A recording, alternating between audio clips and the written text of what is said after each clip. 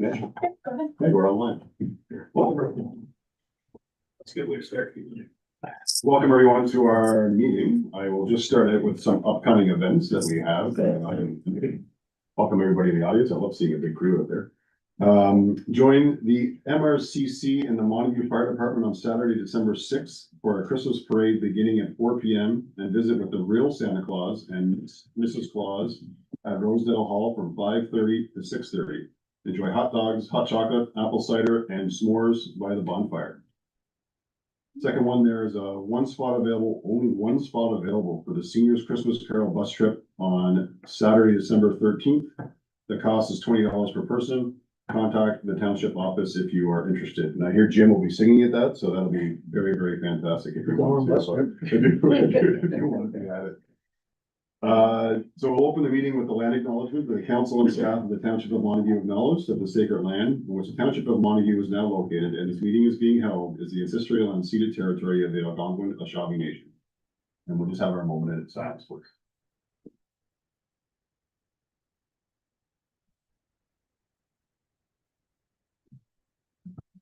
Thank you very much. So I have moved by Councillor Johnson and seconded by Councillor Crabtree. That the regular meeting of council agenda dated December 2nd, 2025 be approved as amended to add 3E, murder investigation in Montague Township, potential costing, and to move 8B, firehouse subs, press release, D, email from Tony Hendricks, E, email from Canada Medical, F, Lanark County letter re Harvest Festival, G, Lanark County media release of inaugural meeting, and real world learning recognition certificate from information to action. All in favor? That's carried. Thank you.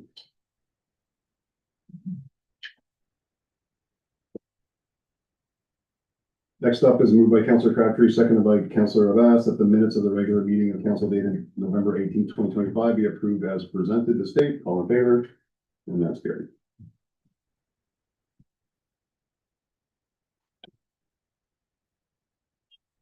Yeah, right. Any disclosure of interest you can say now or anytime during the meeting. First up on the docket. Sorry, wait. Yeah, right there. Yeah. Is our first delegation is Mary Kate from the Library of Maricopa. Come on up, Mary Kate. Everyone. So I'm here not for the annual report because that's a different time of the year, but we've just done our strategic plan, and so we're here to present it to council. It's going to go from 2025. We've already started it to 2030. Just as a bit of context, the library had a previous strategic plan in mid 2010s, 2013 to 2018, when the previous board had planned to start a new one, but pandemic. So that seemed like a bad time to do like a lot of community consultation and stuff like that, and nobody kind of knew what the future was going to be. So instead, they did sort of an informal strategic plan focused on infrastructure projects. We did a thorough weeding and reevaluation collection. We upgraded our cataloging circulation software. We redid our website. We worked on various projects related to the building. All very important stuff, but the upshot is that the library has not done a community needs assessment or reached out to the community for over 10 years. So the current board was very keen to include that piece in their strategic planning. We did public survey, we consulted with community partners, we talked to some sort of key informative people, representatives, including some non-users. We also did a community assessment, the SWOT and all that kind of thing as well. Particularly, we were trying to ask the public, what did they want to see the direction of the library? What would they like to see going forward? There's been a lot of new people in the area. Things have changed. So sorry, I should be on the second slide by now, actually. I guess, where am I on slide 2? Yeah, okay, this is the one I want to be at, actually. Okay, sorry, I just babble away, and I've got my number slides and everything, and I just ignore them. Anyway, key takeaway from the community consultation was the community is very satisfied with the library services. 95% gave us good or very good rating, so yay.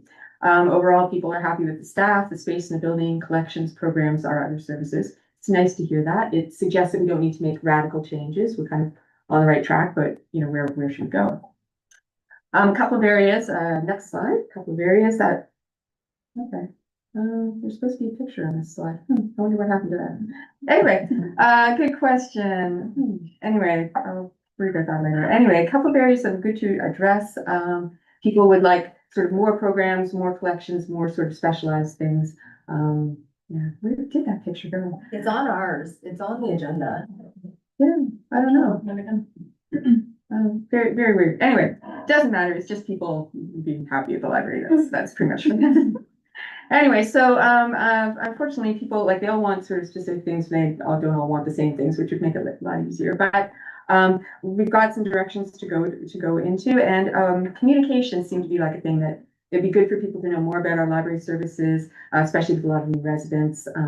There were some people asking for things that we already were offering, so we're it's always difficult to get the word out. So that was also a piece. So more of what we're doing and communication. The next slide. No, we're too far along. Okay. All right. The next one is. Did that one. Okay, so what's the next one? Okay. All right. No, I guess this is the right one. Okay, another thing that came out of it was that the facilities and the staff are key to the community's high satisfaction. So priorities for the board would keep the library attractive and welcoming. We've been working on a lot of exterior projects. Now we're going to work on the interior and managing staff transitions. Our staff is not getting any younger, and some of them are approaching retirement age, me. And so that's a big change sort of in this strategic plan. We also have to take financial feasibility into consideration. There's a lot of infrastructure projects going around in municipalities. So there's we need to be an affordable strategic plan. So that was very important to the board. Next one, we've updated our mission statement, emphasizing connecting the community to resources, and connecting the community to other parts of the community engagement. Our new slogan is connecting our community to the world and each other. So, which is a little grandiose. We like the sentiment and we think it's catchy. Our vision statement for 2030, we want to be a service that community and council are still valuing and highly considering important. We want to continue to get such high satisfaction ratings, and we want to have smooth transitions in terms of staffing and be poised to grow the community into the 2030s. So with this as our strategic vision and direction, we've set 3 strategic goals. Next slide. Goal number 1 is to build our communication and collaboration. Communication with the community to improve awareness, get feedback and what people want, connect with new residents, connect with areas that are a little bit underrepresented. We want to reach out more to Montague, things like that. Collaboration, we want to strengthen our connections with our community partners and groups and individuals to improve collaboration, improve what we can offer and what we can offer to the rest of the community, but also what we can offer to our partners and help them get their mission out or message out. And we want to communicate more with our municipalities, which is one of the reasons I'm here telling you all of this.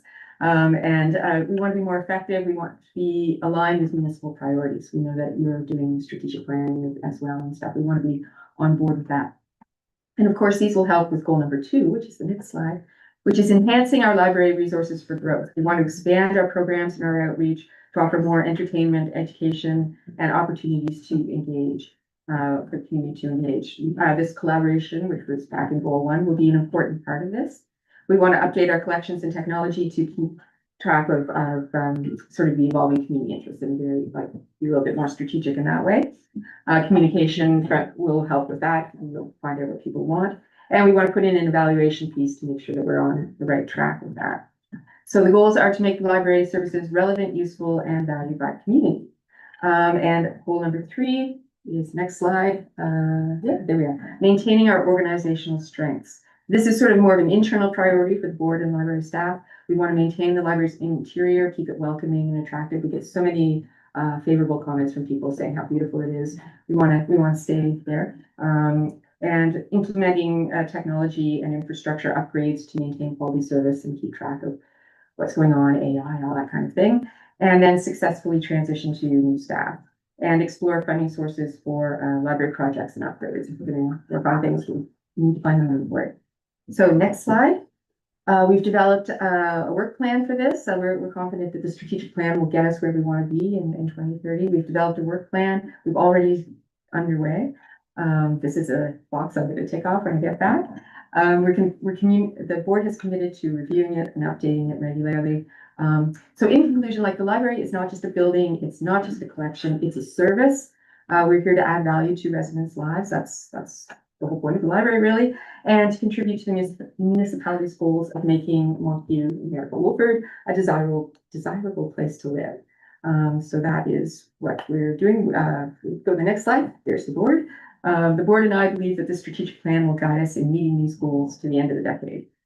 And here's my awkward segue to the other thing that yes, okay. Yeah. On the subject of value, the libraries add, library services are really difficult to put a quantitative sort of dollar value on. The municipality knows what it spends on the library, but like what is it getting back?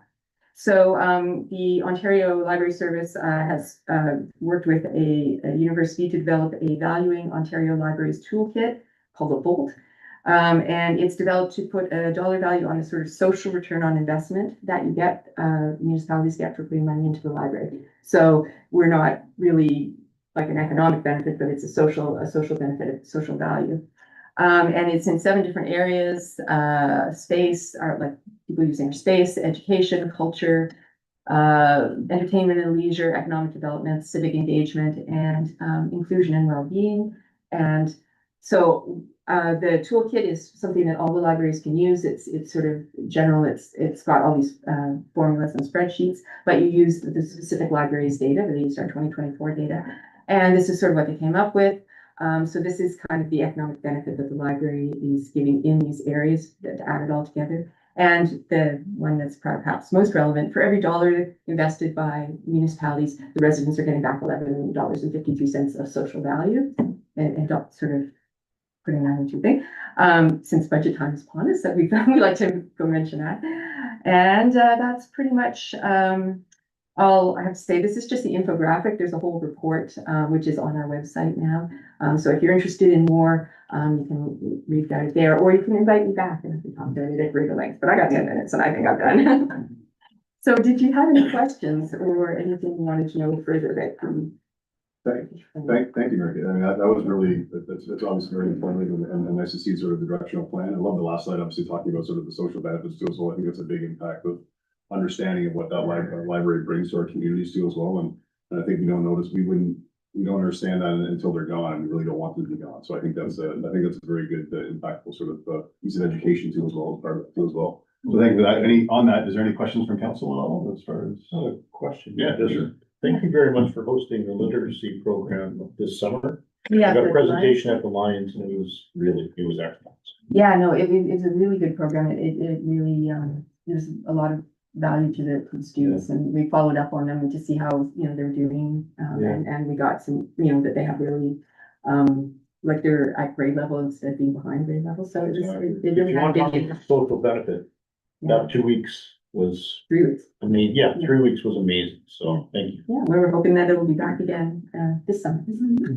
Yeah, sorry, Allison. Chair through you. So Mary Kate, thank you as always for coming in and presenting to council. So we have also reached out to Mary Kate. You guys are aware that we have our senior active living funding, and we've had quick overview of potentially being able to use some of that funding to offer or for Mary Kate to do some things out of the library. So we'll have further discussions on that. They may allow them to expand some programming through funding that we already get through the province. Just to kind of, again, take some of the pressure off of us to host it. So we have some funding obviously for book clubs and all those different things. So we'll be following up with Mary Kate on that to try and provide her funding through a channel that we already get. But just so council is aware that is some of the discussions that we would also like to work with her on. Yeah, and that's like the whole programming piece that we really want to do, and the whole collaboration piece. So it's exactly part of the strategic plan. So we're excited. It is exciting to have us work together more and more too as well, for sure. And Yes. build the community, Yeah. sort of that stronger part of it too as well. So I think Yeah, that's wonderful. Like that's a great honor too as well. We all work better if we work together, right? And that's- We'll leave it on that note, actually, because you can't finish anything in that. So. Absolutely. Exactly. Thank you for having me. So quick resolution for that. So moved by Councillor Bass, seconded by Councillor Johnson, that the 2025 to 2030 strategic plan presentation by Mary Kate, CEO of Miracle Public Library, be accepted as information. All in favor? That's there.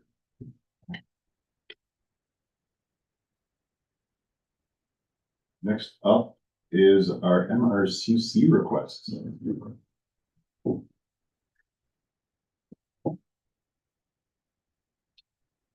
Come on down. Yeah.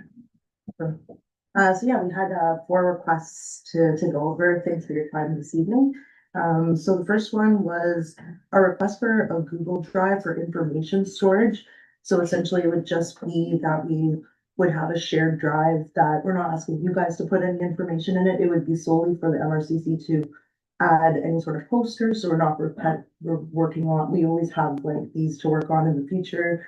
Maybe our volunteer information, maybe all of our minutes and agendas, so that perhaps it could be an easy way for council can go in and grab our minutes and such for records, and just be an easy facilitation for future members that leave and whatnot. So it'd just be something shared that you guys can use in terms of, oh, we just added the flyer to post on Facebook, it's in the drive, just an easy facilitation, and then we have these records for future. So that was the first request. Sorry, this is my first time. Do I just go through all of them? You're doing fantastic, actually. You know what, why don't you just gotta go through it all, and then we can have a quick chat too as well. Okay, perfect. If everybody's good for that, so that sounds good. Okay, sounds good. Okay, so then the second one was Facebook ads on a Facebook page. That's created by the MRCC, and the reason being is that the MRCC having a page would be easy to facilitate posting and whatnot, and having a source for information as well as the township, just an additional method. But then we would be able to create our own Facebook ads. I've worked for Facebook for like a year, so I'm very acquainted on how to create the structures of an ad and like using demographics and whatnot. So it would just be easy to have the overall control over that. And if we need to approve any budgeting elsewhere, like if we still need to go through you, we can still like give you guys drafts of what we would post, so that of course you guys would still have that type of control over anything whenever posting in the public. But just having that kind of control and ease of access would be easier. But if you guys felt that maybe that the township still would be doing any sort of ads or something like that, we can maybe work together. It just might be difficult to collab on those types of things because it's a very user, one person dominant type of feature. So that was something else that would just be beneficial, because we use Facebook, we use a lot of the groups and pop posters sometimes, but I still find that paid advertising, having an element, even if it's just us throwing a few $20-$30 here and there, just to overall get it in front of more eyes, I think it would be helpful to get some of our events, because I'm still hearing sometimes from even people that come from the public to join our events, that they're like, oh, I didn't hear about that, even though we're posting it. So that's why it kind of prompted me to think, oh, maybe we should be doing some Facebook ads sometimes for some of our events that we're struggling with. So that was second request. The third request came from me and John going to the rec meeting, and we heard about one of the other, the Carleton Place Council was doing a youth subcommittee. And, oh, Beckwith, sorry. And they had a really great model of how the rec committee gave them a sort of like $2,000 funding as an example. And essentially the youth would run their own events for youth, done by youth, and they would have like a council member from MRCC, committee member, sorry, to join them and to facilitate that. So, and then to also inspire some youth leaders in the community that maybe would get involved in the future and establish some great values for them, and also take a bit of strain off of both council and MRCC for some youth events. And then the fourth request was simply due to timing of our last minutes. The amount of the Yuck Yucks comedy show was not provided in our last meeting, so due to the timing, and we need to get that approved with the contract, we just wanted to have the approval for the 2,900. That's inclusive of all the fees and hotels that were ready, and we all approved that payment. Perfect. Thank you. So now you've gone through that all, I guess, we can probably talk about each one real quickly. I guess my first question, maybe I throw this out to as well, with the Google Drive information. We use Microsoft and we use OneDrive and everything else. Is it something better that there would be an ability to have a storage part of our OneDrive at all, or is that not something that's possible? Are you looking for me to take it? So, chair through you, so no, so we, obviously, security is a high Yeah. thing here. So we're not gonna be able to share anything on our OneDrive with a committee. Yeah, there's no linkage to like the email of the committee that could be used for that too as well, I guess, or No, no? So a Google Drive would be the. they can do a Google Drive on their On their own, own, it doesn't yeah. need to be with us. Yeah. And then just share it with you guys to use, type thing? It depends on what IT would say to us, to be honest. Yeah. I think we have to get it. Our biggest, and again, without going with an in-camera type of, Yeah. because IT is security, so. We have to be very mindful of our IT security, and that is our main priority, not Google shared drives. Perfect. Yeah, Maybe it's best if staff sort of looks at that and sees what the best option is for that, I guess, is that, and then approving what is good, or they can just set up a Google Drive account.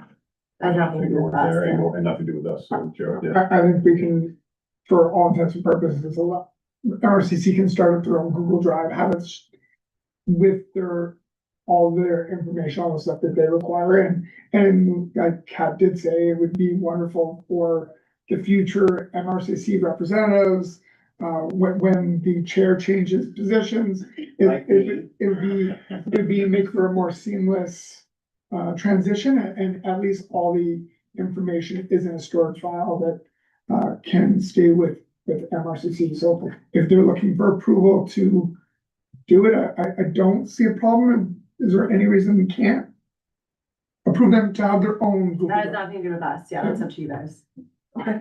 Yeah, okay. Perfect. Sounds good. I guess we just weren't sure if your involvement was necessary or not, if you wanted No, access. I think it's just best to have the overall conversation. Yeah. And then everybody's sort of, like I say, above board, I guess you could say, right? Know what's going on. It's just gonna hold a lot of history for us. 'Cause I mean, I've just got taking over chair in January, and I've got basically nothing Yeah, coming my way. yeah. So it's a matter of creating everything again. Now, I'm gonna store it all and give it to the next chair or whatever, but coming my way right now, I'm getting nothing, you know, So you so. get to be on the forefront of Yeah. starting the Google Drive Yeah. or whatever it is for you. I just gotta go to Karen, real quick, Reed Jennings on the online there real quick. So I take it that the MRCC doesn't have, Can't hear you, Karen. That's been quite a sheet now. I took it off And you're mute. not- There you go. So the MRCC doesn't have a shared laptop that they could use themselves. They're doing it on their own individual laptops, which is why there's not the ability to have the continuity to just pass that laptop over to the next chair. Correct? Yes, Correct, they could definitely put in their budget to purchase a laptop, though. Oh, that's a good idea. You always wanna store things online anyway, though, I think, because it just makes it, if that laptop crashes, all that kind of stuff, your safest place is in the Yeah, some kind of storage. cloud.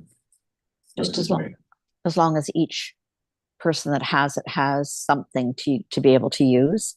That was the only thing, because your next chair maybe would only have an iPad or something. So that was the only thing I was thinking of. Yeah, Now, is that something that would come back to us to approve? Because it's below, what are we talking about, $600 or $700? probably max, yeah, for something.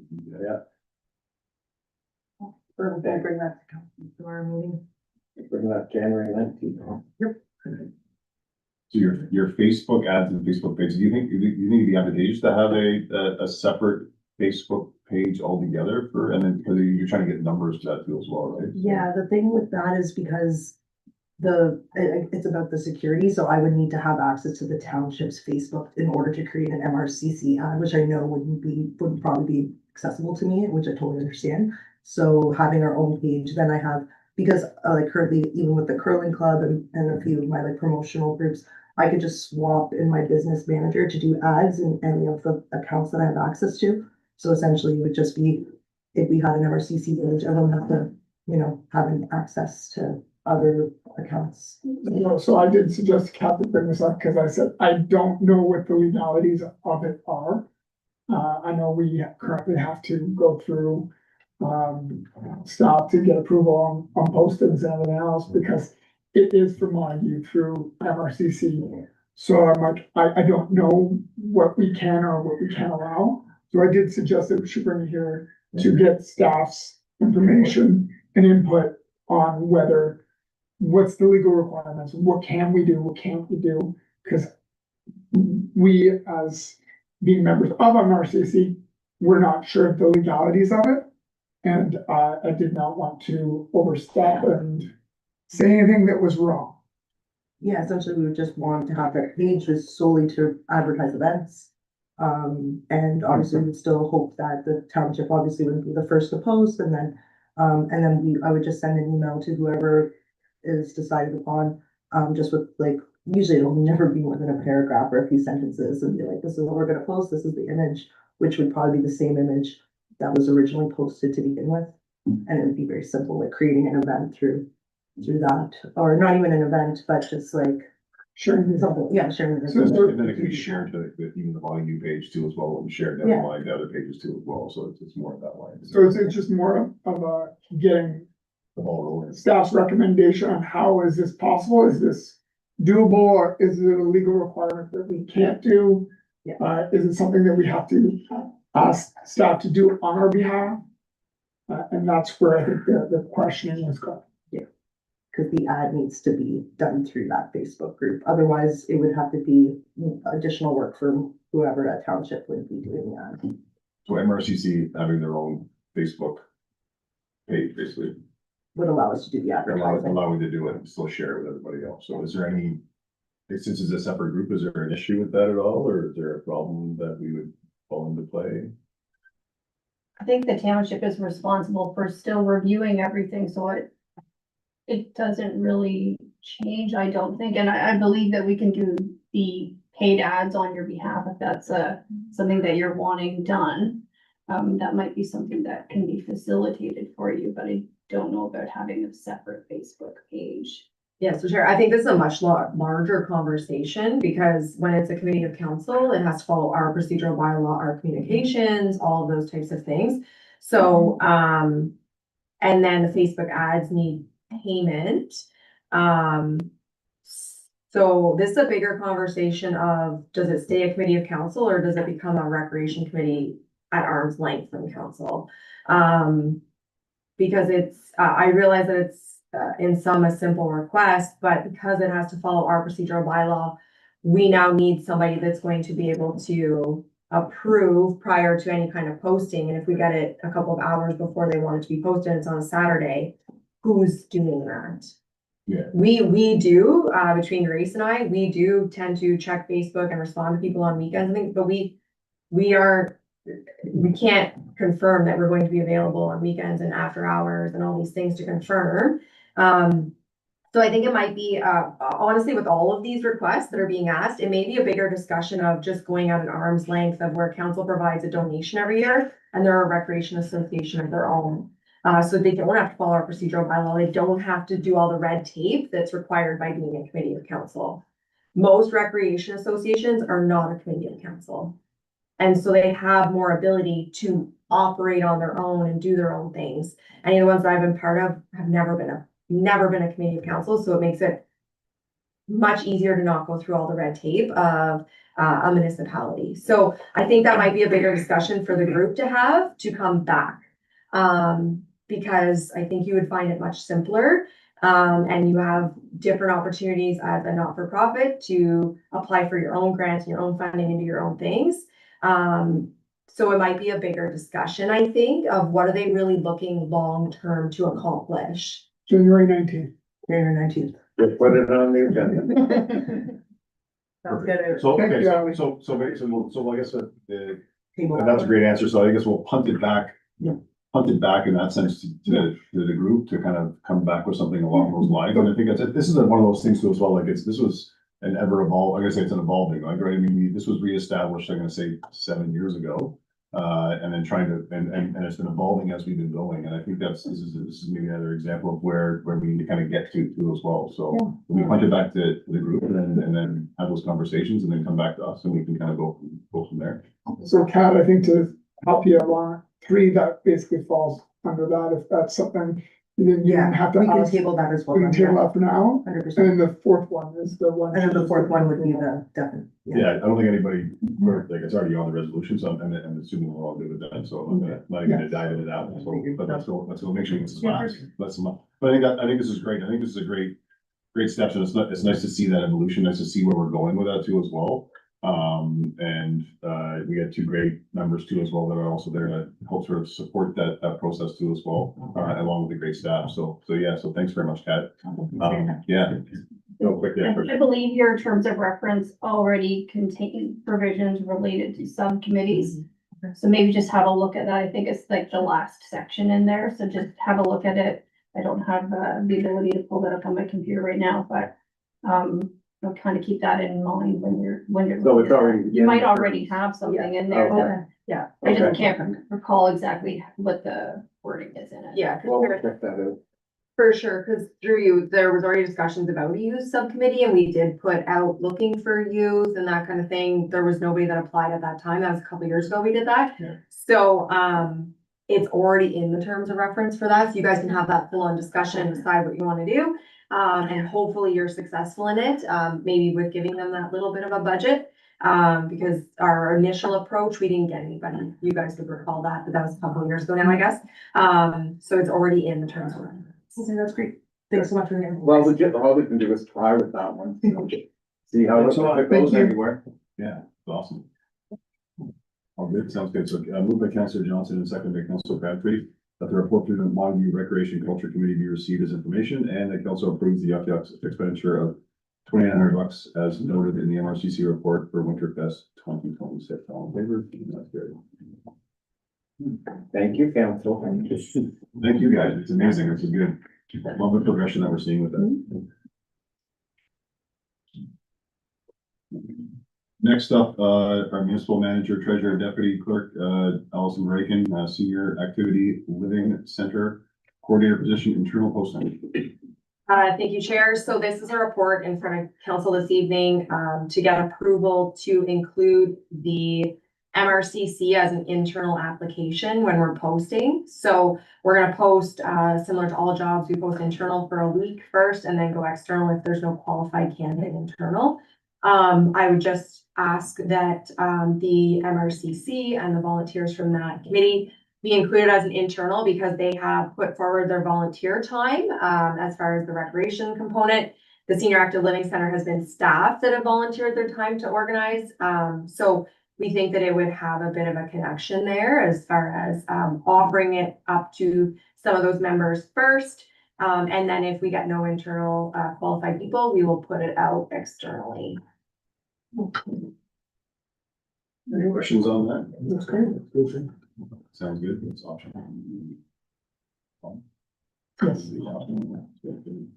So moved by Councillor Crabtree, seconded by Councillor Abbas, that council approves option one in relation to the internal posting for the senior activity living center coordinator position as presented this date. All in favor? That's great.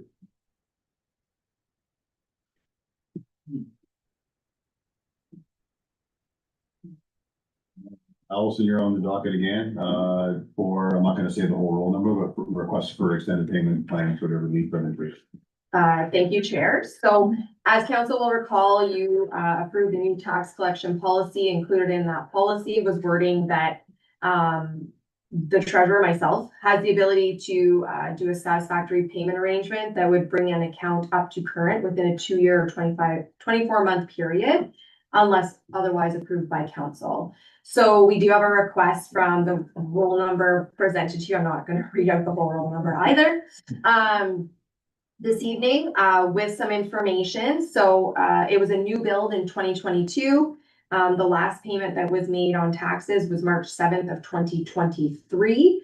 A supplementary tax billing. So for the public and Ryan for council, supplementary is that whenever there's a new build, and the roll numbers have already been provided to us for the year, MPAC provides an assessment for just the portion of the new house.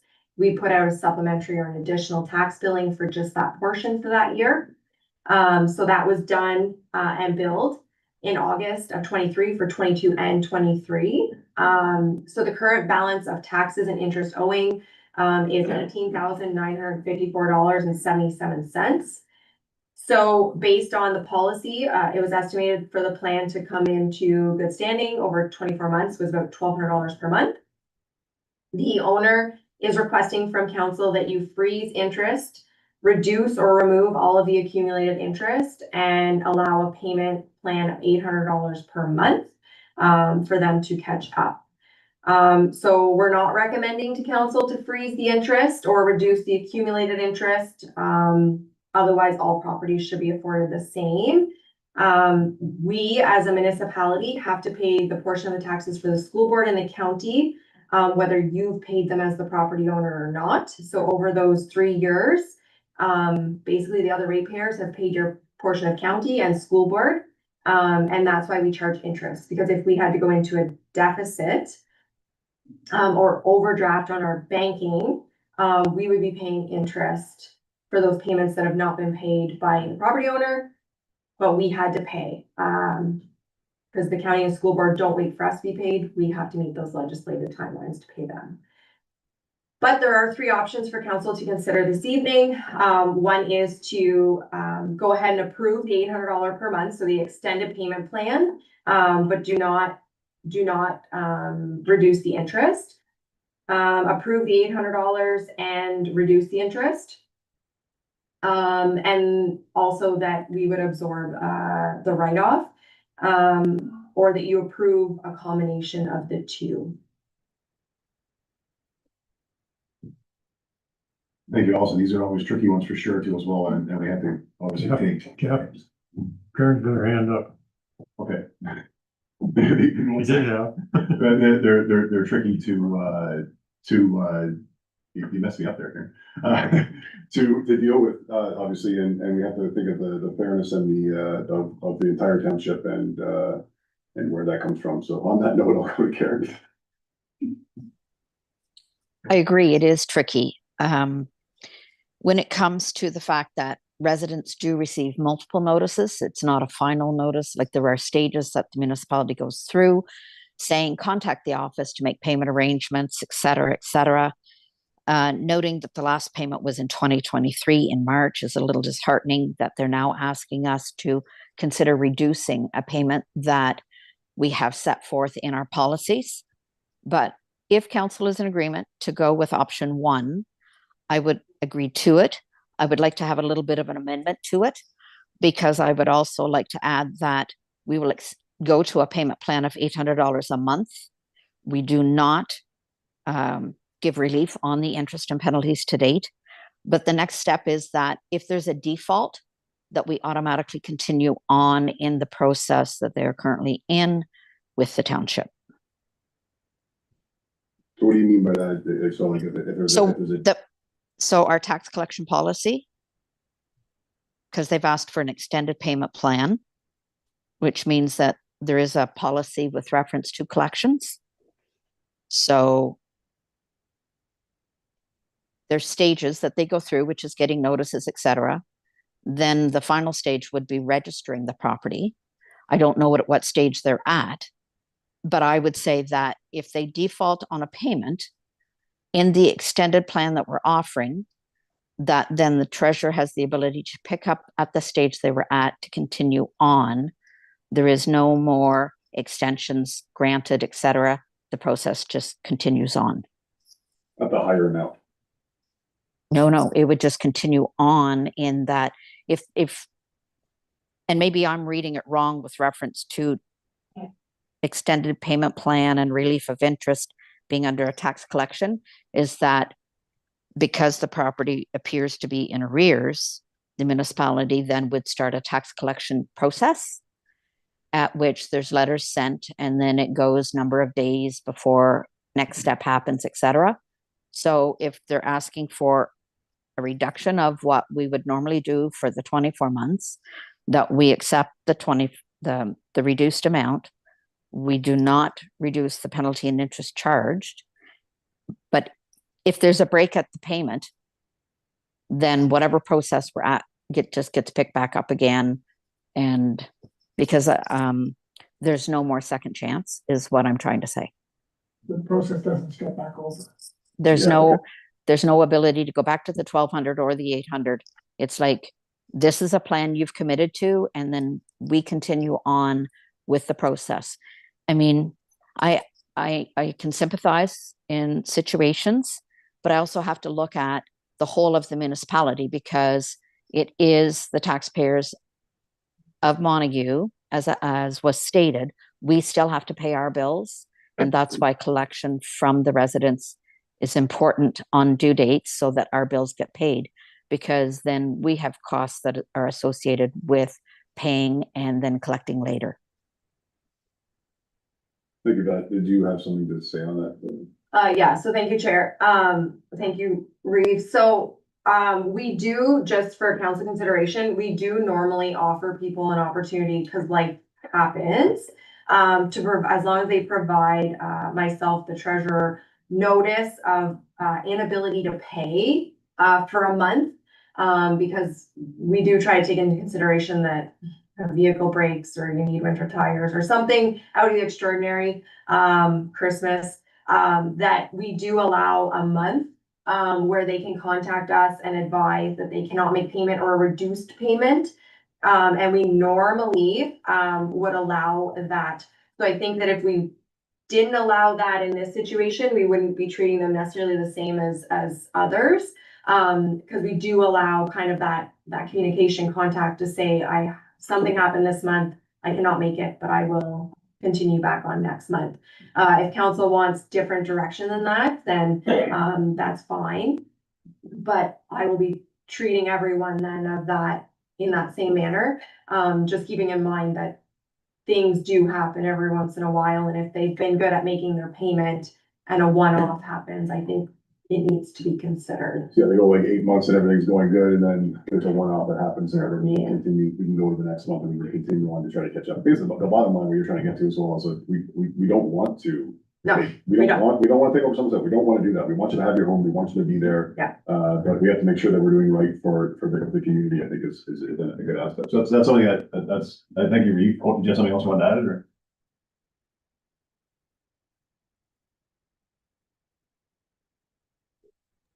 If I can get the mute off. So I didn't realize that that was something that was happening, because I was interpreting this to be under the tax collection process. Where if on a general basis, because as I said, this was supplementary was issued, but the last payment was in March. So that was definitely quite a while ago, but if payment We're had been not- made.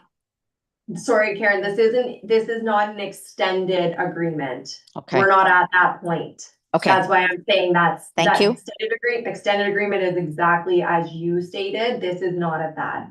okay. But if we go to month 2 and all that kind of stuff, that changes No. that changes the world. We're not So- at the extent. Okay. So that's fine then. Thanks, Ally. No worries. Okay, so I think that's I think that's a good suggestion that you're gonna mediate and hopefully make that work. So if there's any other comments from council, is everybody agreement with going with option 1, and we can move on? How long does it take them to get caught up at $800? And it's still So interesting. it'll be more like the 36-month period. And that will bring them back to 0 current. So still realistic and doable. In your case, okay. Yeah. So over 3 years, it can be paid back, and then they would Yeah. go back to a regular of what it costs. Exactly. Does everybody agree with that? So. I'm good. Once again, trying to do the best to make sure that people keep their homes, but also to make sure that we're doing right by the township too, as well, and the rest of the ratepayers that are there, so. All right, so moved by Councillor Abbas and seconded by Councillor Johnson, the council approves option 1 in relation to the request for an extended payment plan and relief of interest for roll number 0901000025299104. I think I read it for the rest of the meeting. All in favor? That's carried. Thank you, everyone. Next up is a same sort of thing, but a different unique case. So this is kind of interesting. So take it away, Allison, and we won't read the roll number again, but go ahead. Thank you, Chair. Yeah, so again, long numbers there. So this is a different situation. So this property the individuals came into the office, there was outstanding taxes at that time. When I met with them, I advised that there was a commercial component being taxed on the property. They were unaware. So we did look back and went back to 2020, that the commercial portion came onto the property, from MPAC. At that time then, we filed, 358s, so section 358 of the municipal act with, MPAC, which they have the ability under that portion of the municipal act to go back. So for the 25 year, the 24 year, the 23 year. They don't have the ability to go back further than that to adjust the assessment. At that point in time, it comes to council to make that decision. So there was a substantial credit applied for the 3 years, which is great for the property owners, and will be adjusted moving forward. Now for council, there's the discussion on the 2020, 21, and 22 taxation years. The property owners are here this evening in case you have questions for clarification. So when the property was researched and looked up, there was a commercial business registered to the address up until July of 2021 is whenever it looked like it was closed. So Integrated Business Solutions. So if that is the case, and that's what's on record, it's going to be difficult for council to make a decision on removing the full commercial aspect while that business was on that address with the director. So with that being said, half of the 2021 year and half of the 2022 year, though, it could definitely be recommendation to council to remove the commercial tax component. So there are some options in front of council this evening, and you can see the implication for council consideration. The largest component, if you choose to write off the entirety, would be $9,500. And if you choose option 1, which it shouldn't say 2020, it would be 22 and part of 2021, would be $4,957 in a credit for that portion. So again, for council consideration for options, there's always the option to not provide relief on any of the 3 years. Take into account we'll have some kind of cost, I would assume, for legal or going to the ARB to defend our option chosen as well. Question? Thank you, Ally. Usually, yeah, you know what, usually we don't, but I think we'll do this because this is an interesting case, so for sure, go ahead. I just had a question. Okay. And did you say Allison, and thank Allison has been instrumental in bringing this forward because we didn't have a clue that there was a business registered to our address, is that correct? Yeah. And what was the business? Integrated Business Solutions. No. That was not How long have you lived in that residence? 35 years. 35 years. And you've never had a business called that or anything of that? Okay, Integrated Business Solutions was run from Raymond Clement's house. Raymond sold his house to the Coups. It's about 4 houses up the street from us. Yeah. It's not, we had nothing, I mean, I was part of that corporation as a director, but it was never run out of our property. It was run out of Mr. Clement's property. And as a matter of fact, the office was located in North Glenville at 28 Clover East on the upper story of where our restaurant is located. So that's a head scratcher for us. We've never had, trust me, we've never had any income coming from that property for any business. And we don't know how far back that it's been on there, like. MPAC just with the commercial on in 2020. And I believe that the property owners were advised it's because there was a sign advertising for the restaurant in North Grenville.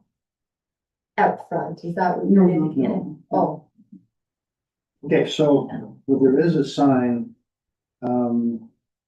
there's a sign on the property that's marked the forest at Lily Pond. It's not marked a business sign, there's no fluorescence or anything like that, okay? It simply names the farm. Because Casey Pruner, who used to live on our street, and whose home is now occupied by Doug Golenmock, was a great craftsman of signs. So we were drinking one night, I don't know why that would happen, but we had a drink one night, and he said, how would you like a sign for your front lawn for the farm? We said, oh, that'd be nice, and so he made us this beautiful, gorgeous sign, handmade, just to name the place something. And what year was that in?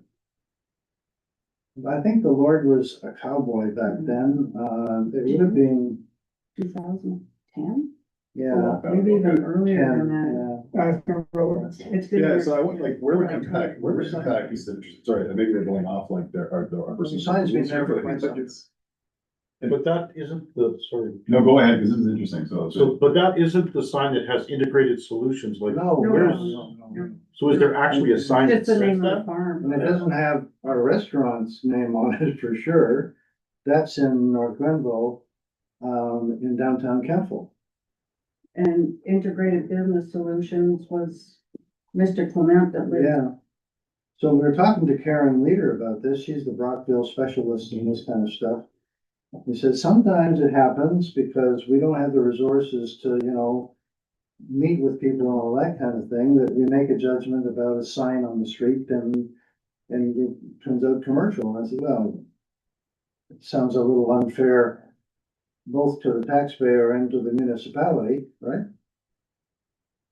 Using that, Gerald, yeah, something. So sometime in 2020, your taxes took a big jump. Sorry? So sometime in 2020, your taxes took a big jump.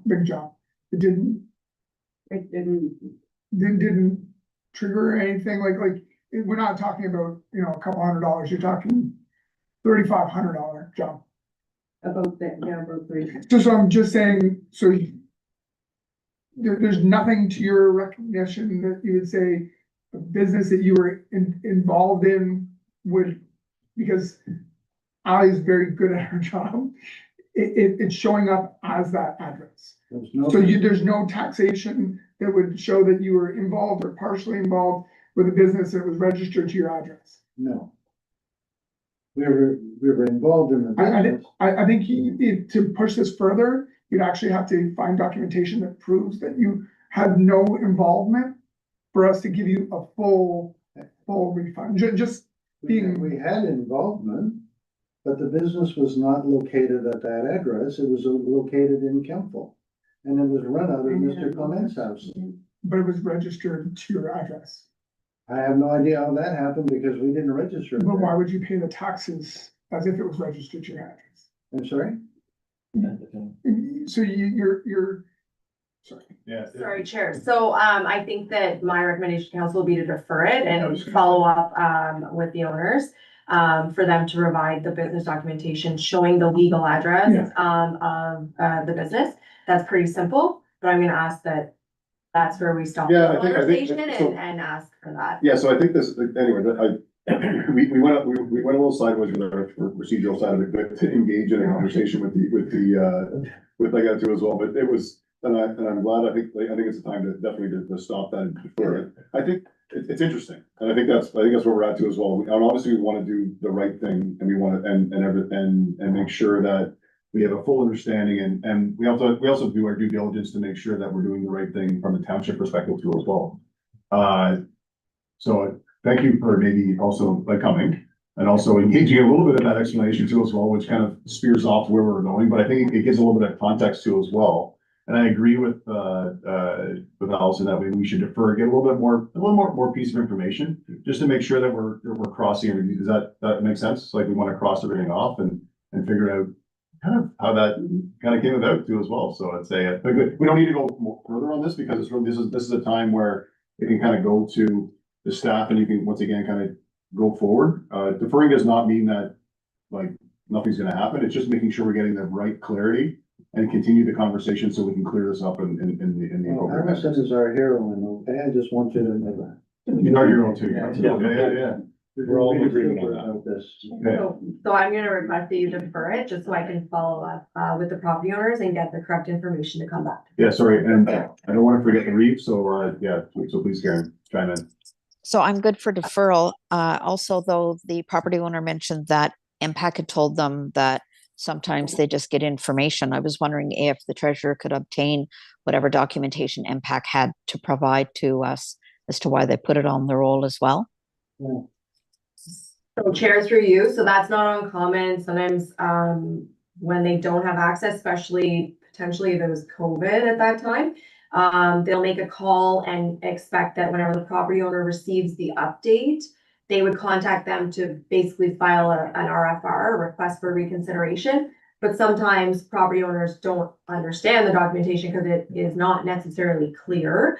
But we can definitely follow up with you, Karen, and see what we can get, and bring that, with our follow-up report. And I just think, for consideration and to make the appropriate decision, that we just defer and let us come back. Yep. Yeah. That's good. Thanks, Allison. No worries. Almost. Yeah, but once again, I refer back to that sort of, it's an interesting side of, I mean, not necessarily great, interesting on your side, because it's something that's kind of a pain in your butt, but I mean, it's but it's an interesting side of that, It's a lack of understanding. We just don't understand what happened. Yeah. It's crazy. Yeah. We always pay our taxes, and so all of a sudden, what the hell went on here, you know? Yeah, And so this lady is, she was gold. Yeah, no, that's perfect. It's good to get money back. Yeah, that's good. So we'll invite you to dinner. you said that you like to have those cold drinks too. Moved by Councillor Johnson and seconded by Councillor Crabtree, that council defers, there we go, there, the request for the approval to removal commercial assessment coding from 2020, 2021, 2022 taxation years for roll number, here we go, 09010001030400 as applied for under section 358 of the Municipal Act 2001 SO 2001 C25. All in favor? That's good. We'll be in touch. We're old, we have to go. That's okay. That's okay. Appreciate you coming by. Yeah, no, I think that was an interesting conversation and thank you, yeah. So moving on to the next one, We were in a lot better health 35 years ago.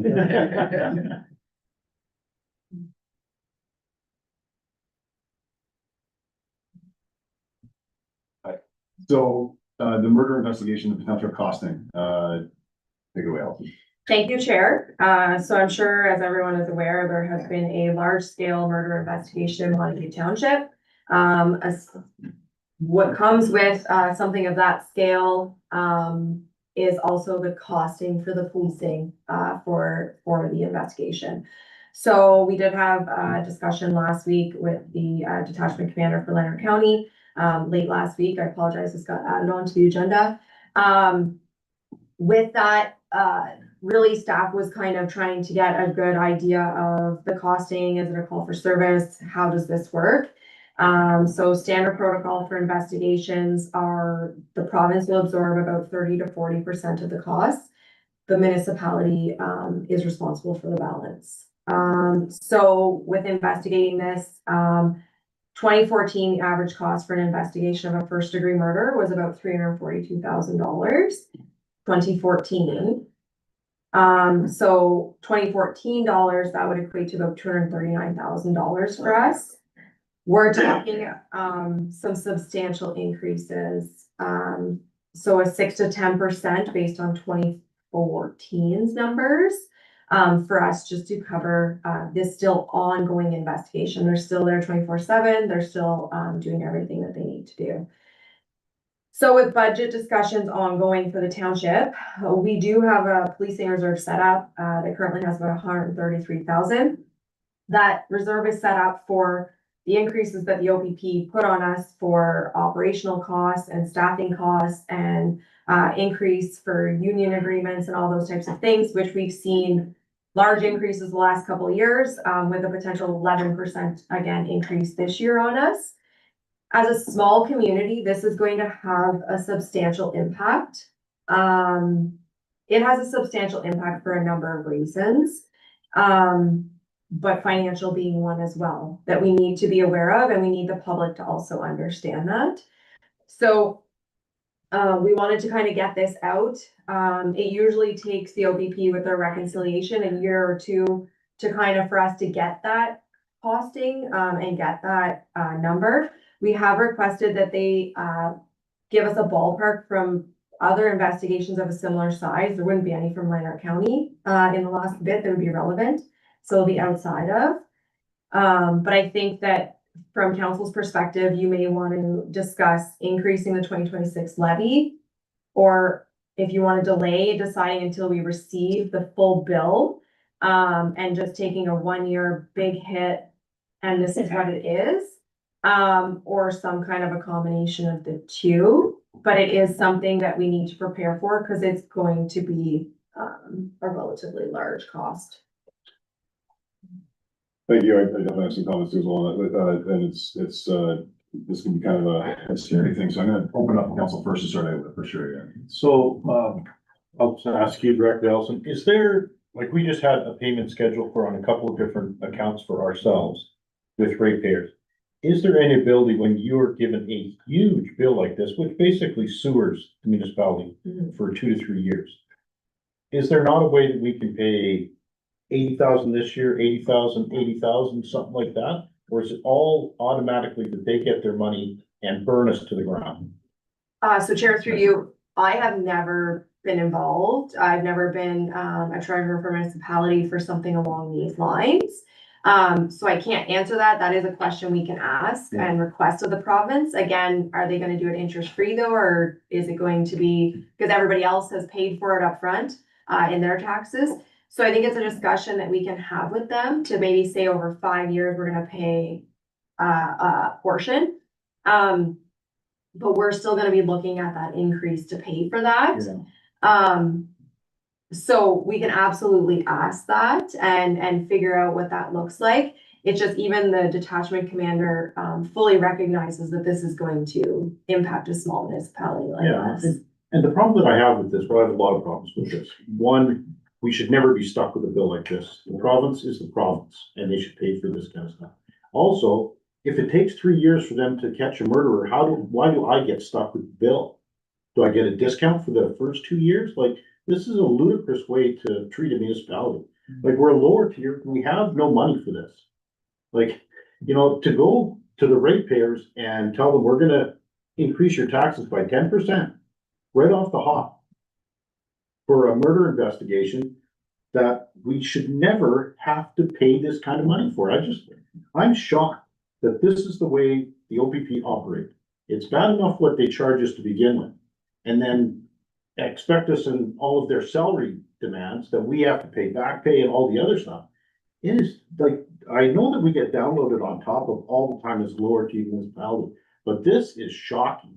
Like, this is unbelievable that we get treated this way. I'm sorry, I don't mean to be upset about this, but I just cannot believe that, let's say there was multiple murders and they haven't found the body of the other guy that was there. So now we're gonna get stuck with another $360,000. Like, they could bankrupt us with this. So, and Chair, through you, I just wanna make note that we don't have actual figures. I just pulled 2014 on stats Well, of yeah. average costing. So it's really That's 500,000. 12 years ago. You know, so for us, and I think that's why we wanted to bring it forward, is that we need to get those discussions happening early, not later. To, you know, fully understand. So I have requested from the detachment commander, that he have somebody in billing contact staff so that we can better understand how they even come up with what we get billed versus what the province pays for. We're gonna keep council and the public in the loop in all of this. We just want, we don't want to blindside anyone, not council, not the public, no one, that this is potentially going to have a cost to us. We always have the ability to obviously fight back and get our MPP involved and all those types of things. But we have to be prepared that there is going to be a financial impact on us in some form or another. Yeah, no, I agree 100% with that. And it's just, one, I just wanted to vent for a second because I'm disgusted by this. But the second one is, there has to be some way that we can stretch these payments out. Like everyone else on the planet gets to have payment plans, except for against the OPP, like it doesn't make sense. There has to be a way. And they So, may allow and you look us. into that? Yeah. That's all I wanted to rant about, sorry. So I like your rant.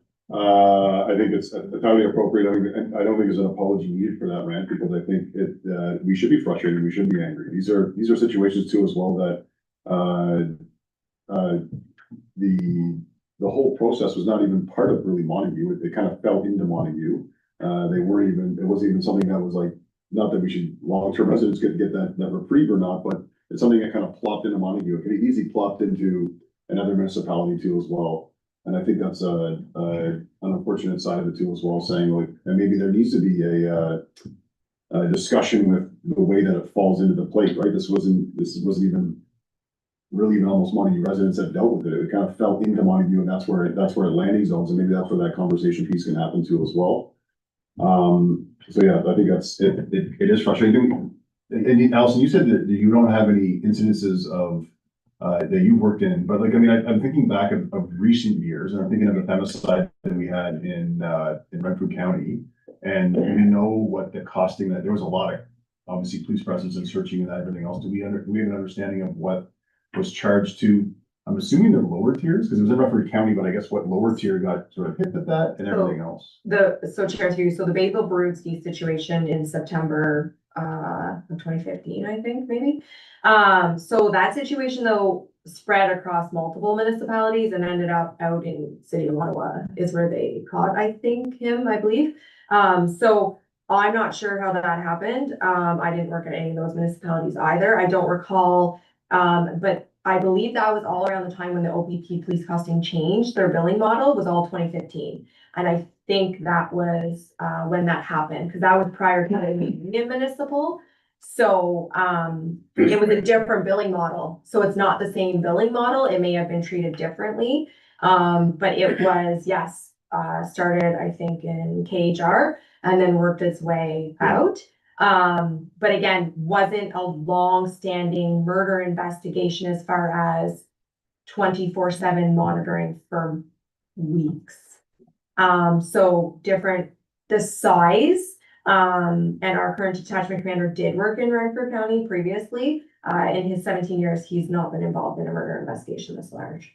Interesting, eh? It's we've had ones obviously, years and years ago, but the modeling has changed too as well.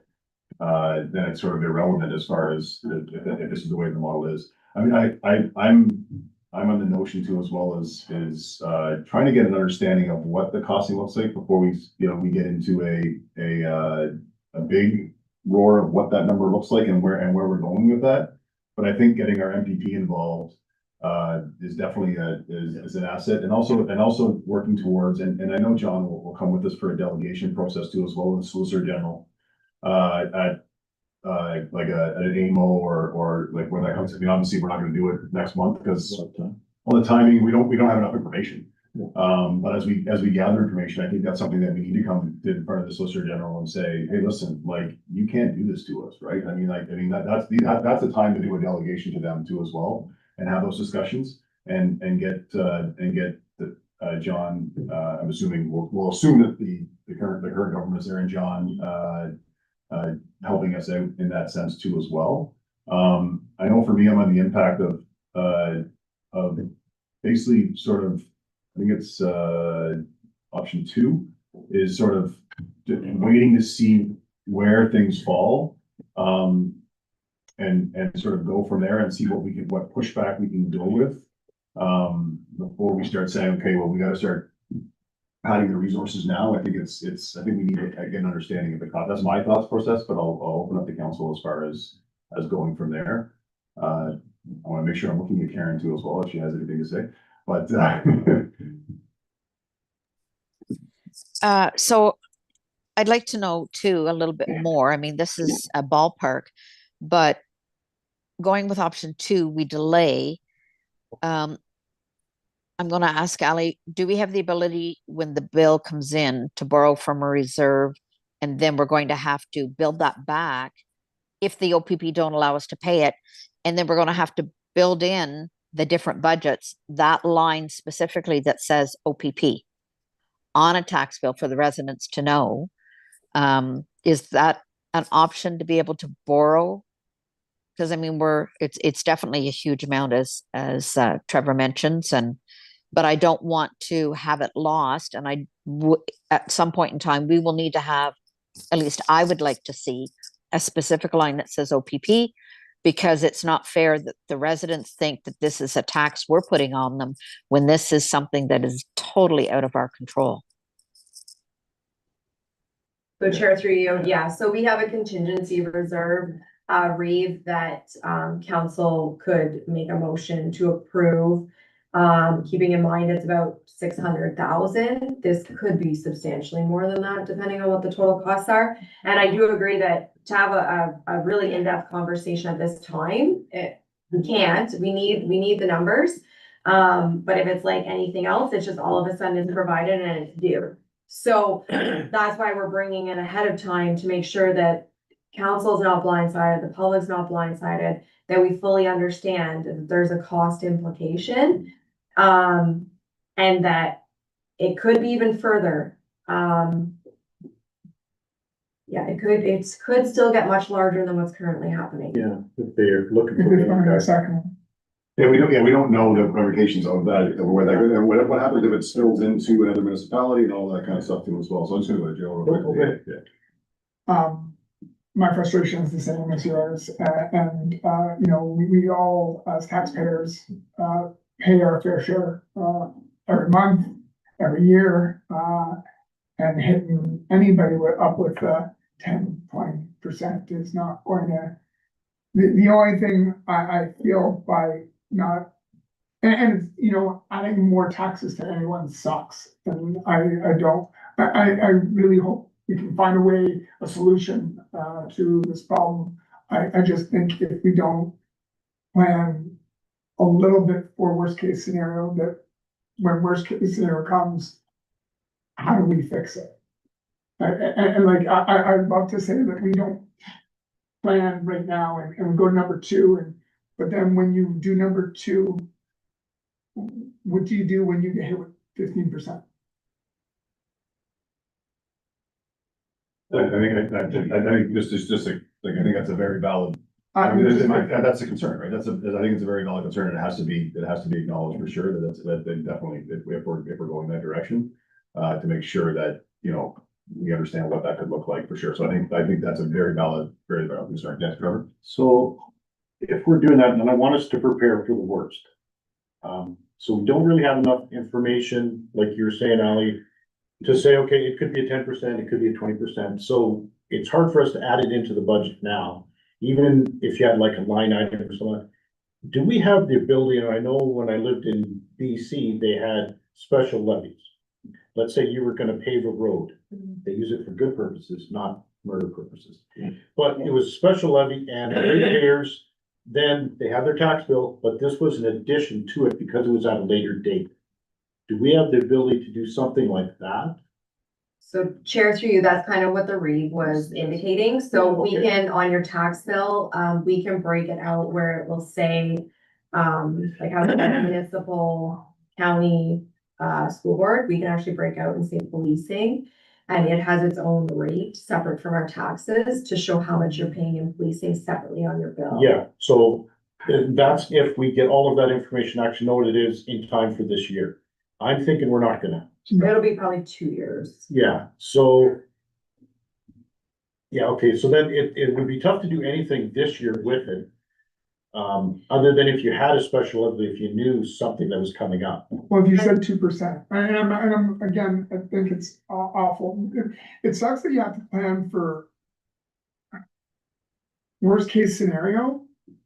But my only concern is that if we don't plan a little bit, and it doesn't have to be an insignificant number. But if in 2 years from now, we get hit with 12%, 14%, and we don't know what it is.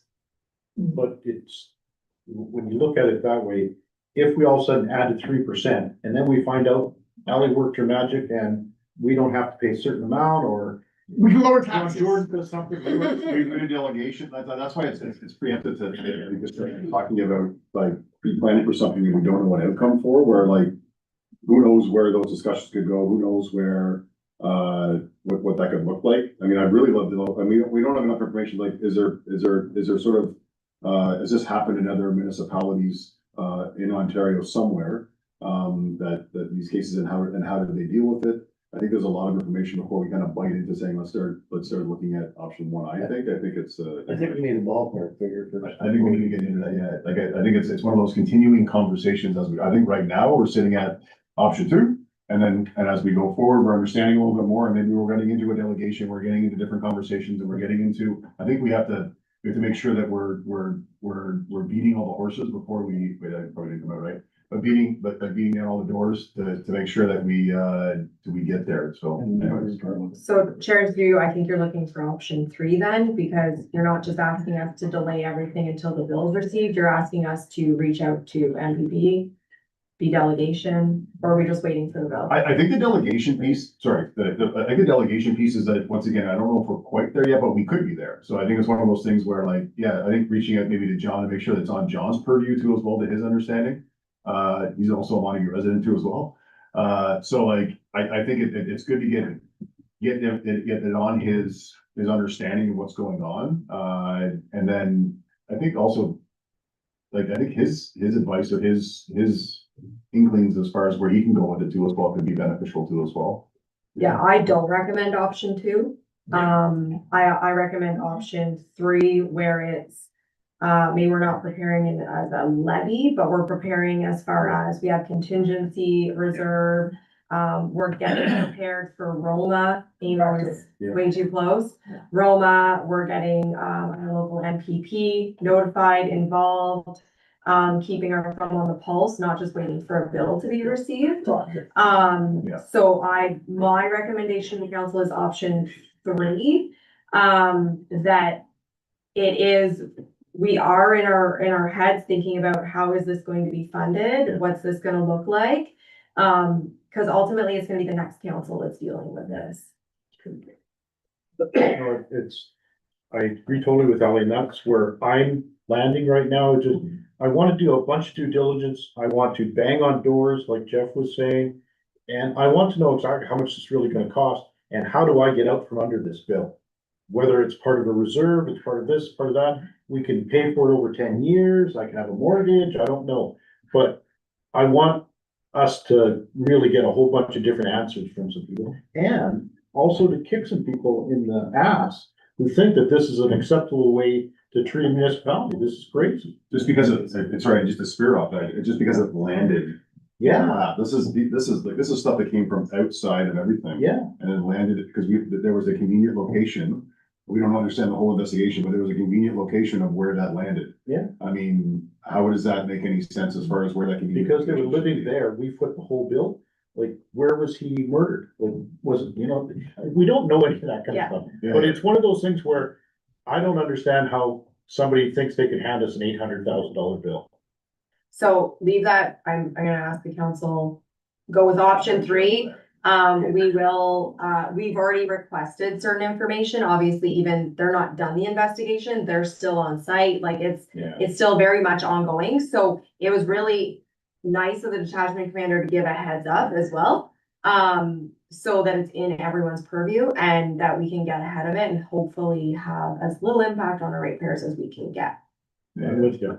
Gerald, you had time. I like option 3 being that we're being proactive and we're not waiting to find out in a year or 2 years what the outcome, what the bill is gonna look like, and that we're setting ourselves up, whether it's beating down doors, and having those meetings and those conversations that are not gonna be necessarily easy ones. So I like that. Thank you very much, Alex, for that. But right now, we're gonna have a talk to John, like talk to our MPP, and then also preparing for a delegation too as well, in front of the Solicitor General to make sure that we're, if that's the case that we have to go to too as well, as we're seeing where it comes.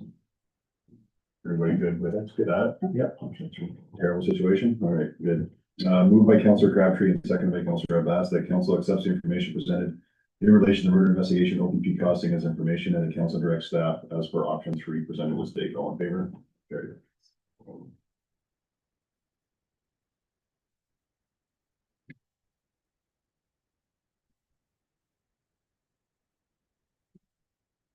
Right, so we're through all that one. So reports for committee, moved by Councillor Bass, seconded by Councillor Johnson, that the council approve the minutes of the committee of the whole meeting dated November 18th, 2025, and approve the recommendations contained within. All in favor? That's carried.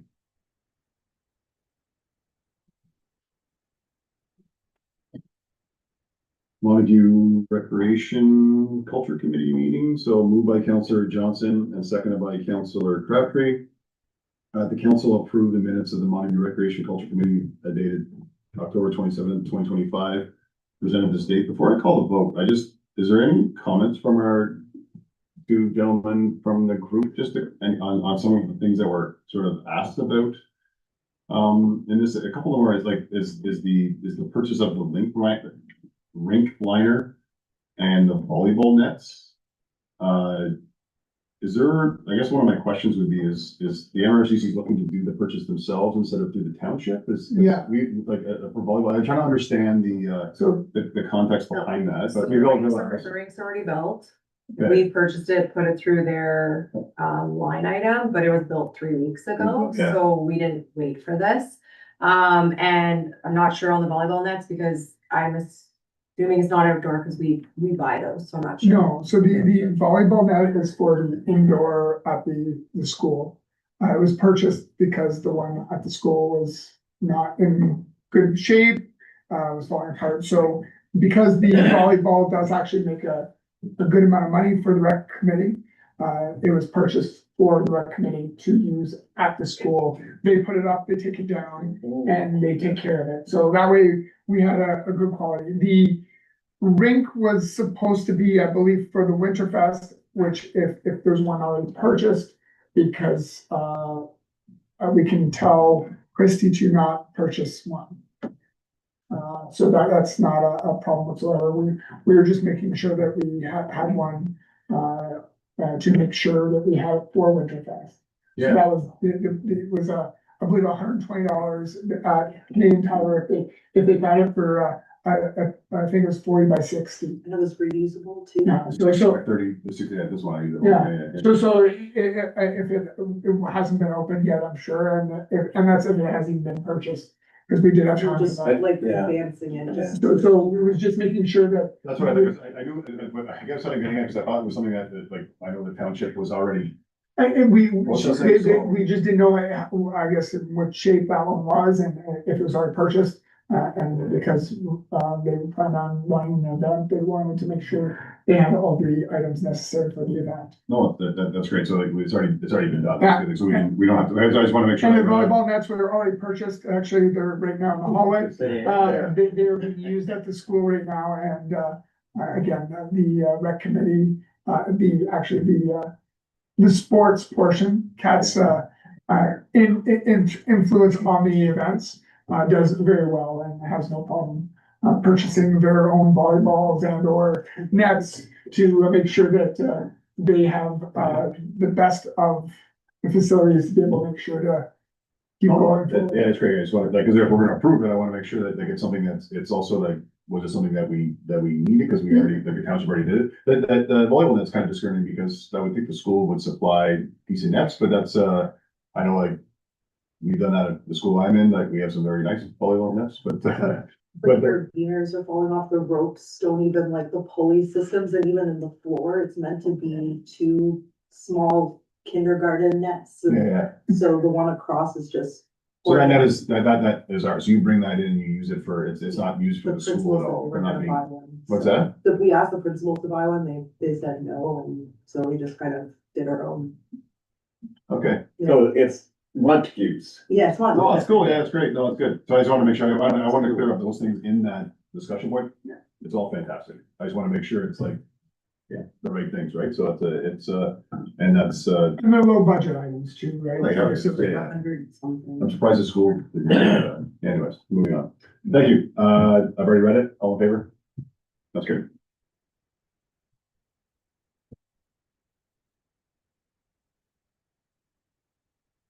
moved by Councillor Crabtree, second by Councillor Bass, that the council accepts the minutes of the Miracle Public Library Board meeting of October 28th, 2025 as information. All in favor? No, that's good.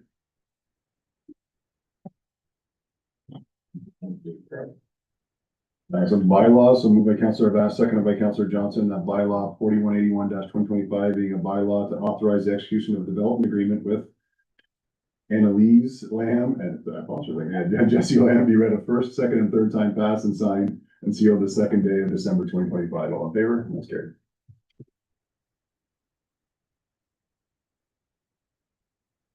Moved by Councillor Johnson, seconded by Councillor Crabtree, that bylaw 4182-2025 being a bylaw to authorize the execution of a development agreement with John Reagan Lee be read a first, second, and third time passed, signed, and sealed the second day of December 2025. All in favor? And that's carried.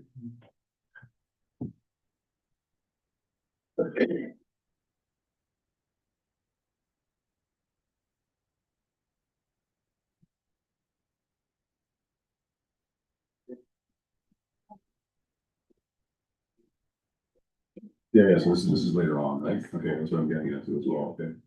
I pulled a couple just to bring forward real quick. First one, I wanna obviously bring forth the Firehouse Subs, press release. We've all read it, but I also just wanna emphasize the great work once again by staff to make sure that we got this piece of equipment. I'm sure the fire department is very excited. Thank you for the great grant writing that we have too as well, as Allison is smiling. Do you have any comments on that, Allison? No, I think it's great. I think, anytime that we can purchase a piece of equipment, it's gonna last us, because it sits inside 15 to 20 years, and it's up servicing what the fire service can do at no cost to the municipality. It's awesome. It's wonderful. Stretching that dollar. I love it. These ones here I just want to bring forward, because anytime we get sort of letters and everything else, and I don't really know where we're gonna go with it. The first one was the climate change group about looking at electricity costs and distribution supplies. Is this something that staff think is worthwhile? I brought it forward because it's a letter to us, but I look at staff to say, is this something that we should be looking at, or is it something that, maybe not necessarily looking at? Is it something we want to share with them or not really? So chairs through you. So I think it's definitely something, I think right at the moment, we're a little tough. 100%. So if council wants to make it a priority, absolutely. We'll just have to try and prioritize, and remove some of the other items. It's just right now the timing's poor in the sense that we're trying to get budget, year end, T4s, it's just that time of year.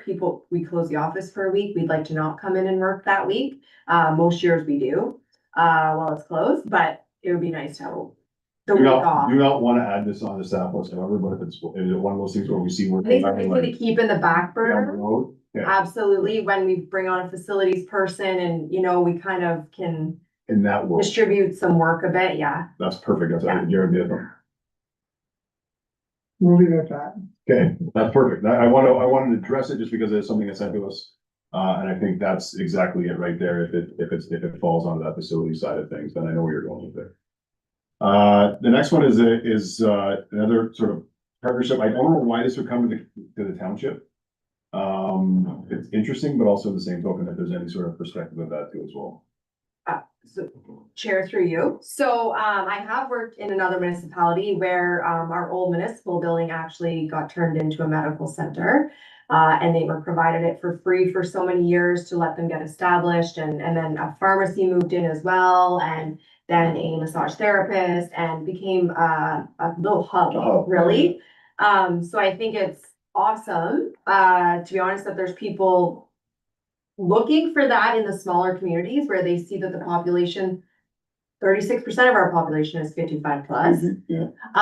So the population is there, people are looking to stay in their homes as they get older, and these types of things are becoming more and more required.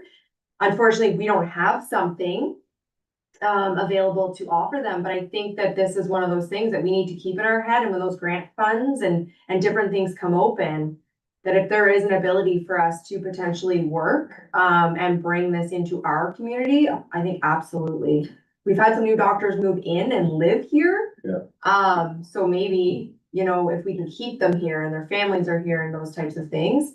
And Montague seems to have a strong sense of community, that I think it's a great opportunity. We just don't currently have a facility that could house them. Is this something where the county can be looped into it or, the hospital, I don't know if the hospital side of the world, but the county, because I mean, like, we do stuff on the county side of it for that recruitment and look at the, and the hubs and everything else.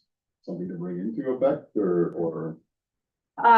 So that's entirely up to you guys. I think from my previous experience, it's that they were looking for a location that the municipality was gonna kind of supply at limited cost to let them get built up and get going. Which we don't have any. We don't have, it was just there, it was fortunate the old municipal building was available and ready for use. But I think though that if there is opportunity for something like this, that we need to keep this though in our potentially strategic plan, and understand that if funding becomes available at even a municipal level, or even in conjunction with the county, I can think of a specific property that if the people will sell it to us, that would be an excellent location. But again, it's just having that in place. Okay, I think I can leave it as any comments on that. I think we can leave it at that, but I think it's good to keep that in you never want to ignore something like this because if it's something that does ever come to fruition, that would be obviously very, very good for our community. So we'll leave that sort of in that back burner, sort of stage and always open for discussion. Thank you, Ali, for your input on those. Those are interesting ones for sure. The next one is the Harvest Festival. I'm assuming we are the municipality that has put in the request for the Harvest Festival, so that's fine. So we're gonna move on from that and Karen and I will discuss that too as well. As we're up there. The media release, I just want to bring up, every year we change our warden and everything else, so the Reeve of Beckwith is now our warden of the county. And I don't want to go into great details, but one thing he did talk about was he did go around the table and talked about how the different people that we have at the county table, and the different skills they bring and the different backgrounds they bring. And as he was doing that, I was thinking of our council and I was thinking about, you know, our small business owner, our crazy snake guy, who also is a great manager in the construction business. Sorry, I thought you know, has a background of, you know, owns a bakery now, but has a background of working with NAVCAM. We have our municipal background. I mean, somebody who's in education, but also has managed businesses background too as well. Like we have that. It's nice to have. He talked about that too as well. And I look at our council too as well. And I think it's nice to have a lot of different perspectives kind of coming from different areas. I think it's really neat. And then also going down to the staff too as well. We talked about how great it is that the staff we have, and once again I reflect on the staff that we have and all of the backgrounds and everything that they come with.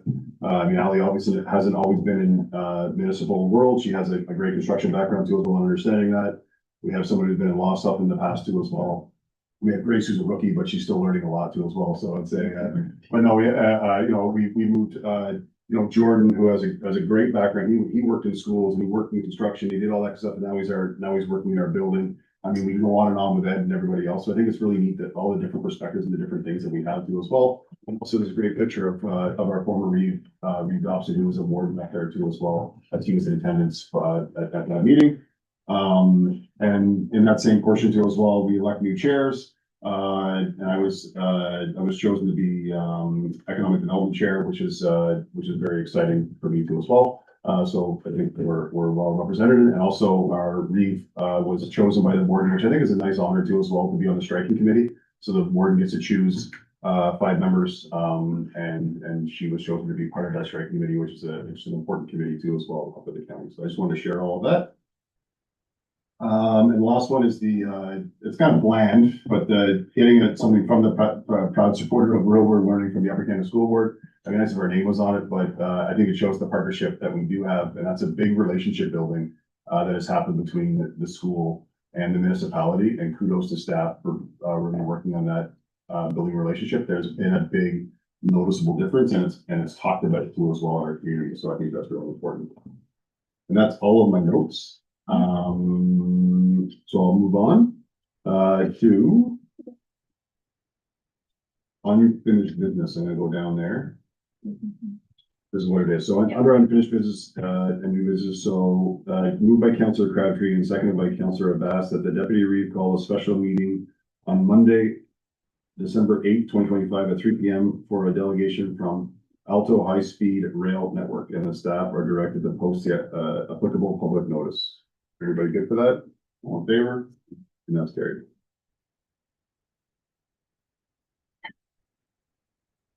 And that's that for the most part. Oh, sorry, one more, that's right. Moved by Councillor Bass, seconded by Councillor Johnson, that bylaw 4183/2025 being a bylaw to confirm the proceedings of council at its regular meeting held on December 2nd, 2025, be read a first, second, and third time passed, signed, and sealed the second day of December 2025. All in favor?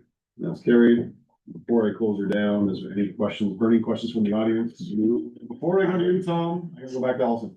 Sorry, Chair, just so the public doesn't think we just very quickly did a special meeting announcement without kind of indicating. So basically, it's just a presentation to council about the federally proposed high-speed rail that's running from Toronto through to Quebec City.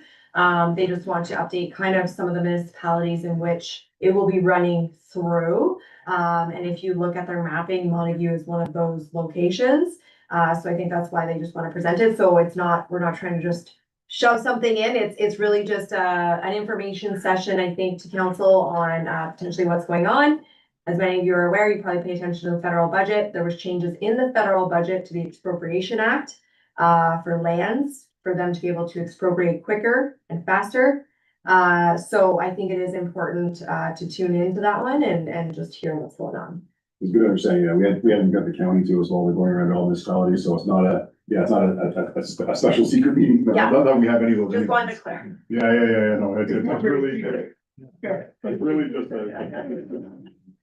So, yeah, and I mean, obviously, anybody from the public's willing, is able to come and listen to as well, so. On that note, Tom.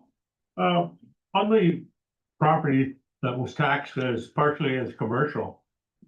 Now, did they not do that a few years back? I'm talking maybe 10, 15 years back.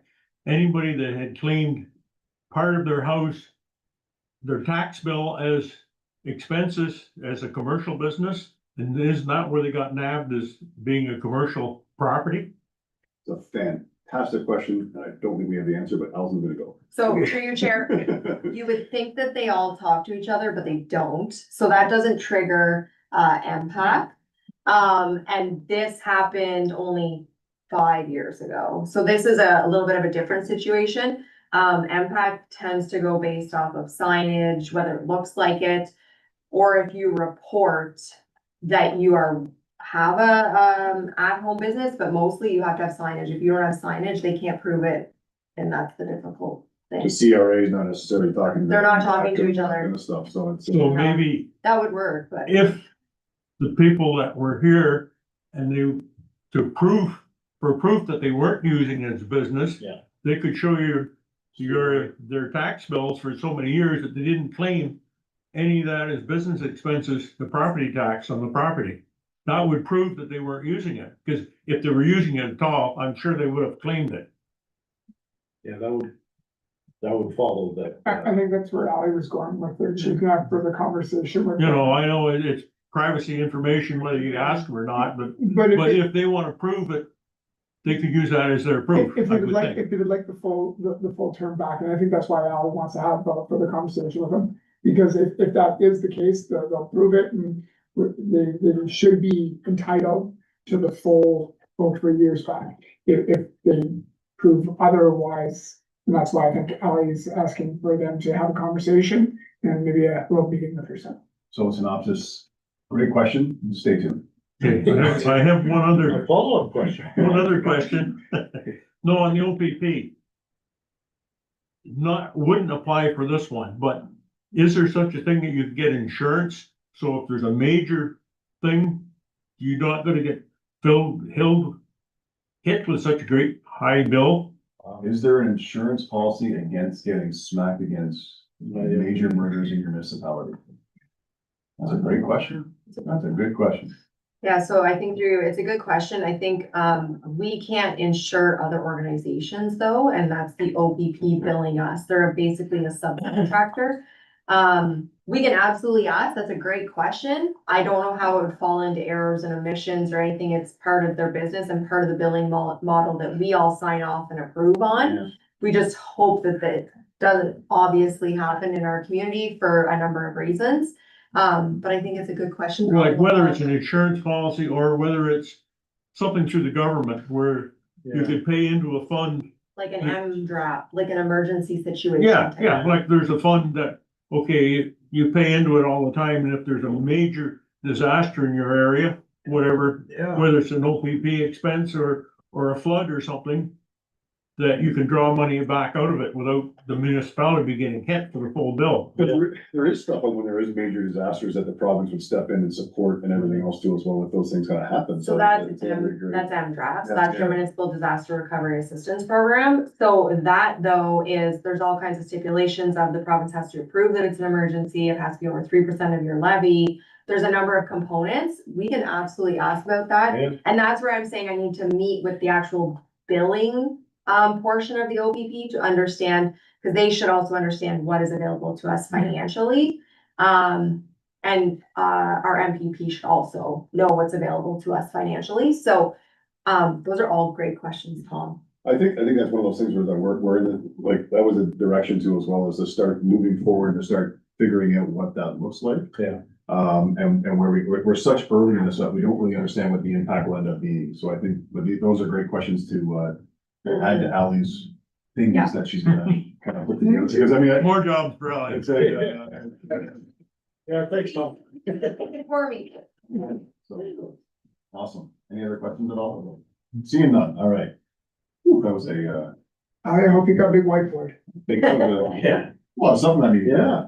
So, we'll move by Counselor Johnson and second by Counselor Crabtree that council, adjourn the regular meeting of council of December 2nd, 2025 at 7:42 PM. Until Monday, December 8th, 2025, 3 PM, or at the call of the chair. All in favor? That is carried. Thank you, everyone.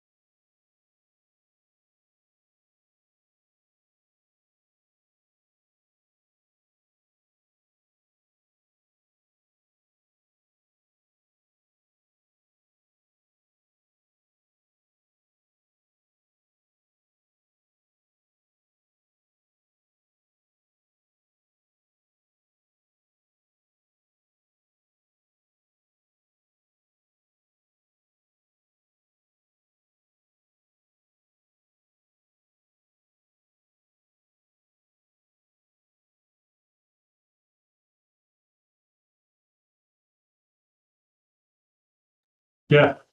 Go ahead.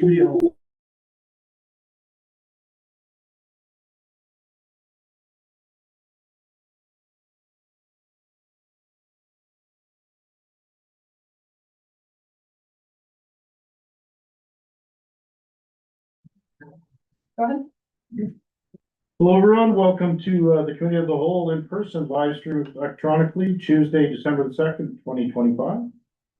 Meeting following council meeting agenda. Okay, we'd like to open up with the land acknowledgement. The council and staff of the township of Montague acknowledge that this sacred land on which the township of Montague is now located and this meeting is being held is ancestral unceded territory of the Algonquin and the Shawneebi Nation. All right. We'll move on to an adoption of the agenda. Moved by Councilor Bass, seconded by Councilor Crabtree, that the committee of the whole agenda dated December 2nd, 2025 be approved as presented this date. All in favor? Carried.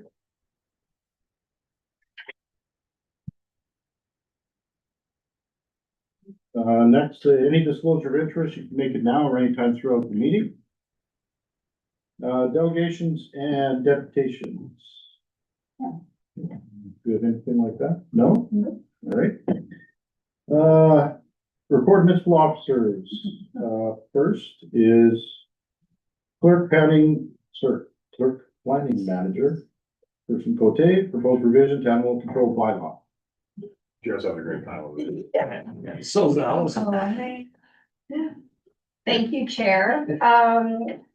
So the report that you have before you this evening is staff's attempt to bring you a very comprehensive and I think well drafted first draft anyways of the animal control bylaw that builds on the bylaw that was drafted in 2023 that replaced a very outdated version that was approximately 20 years old, and also incorporates the appeal committee provisions that were introduced in 2025, with a proposal that this document be posted for public review and comment for a 60-day period that will get us into the new year. And the hope is that the public will review this document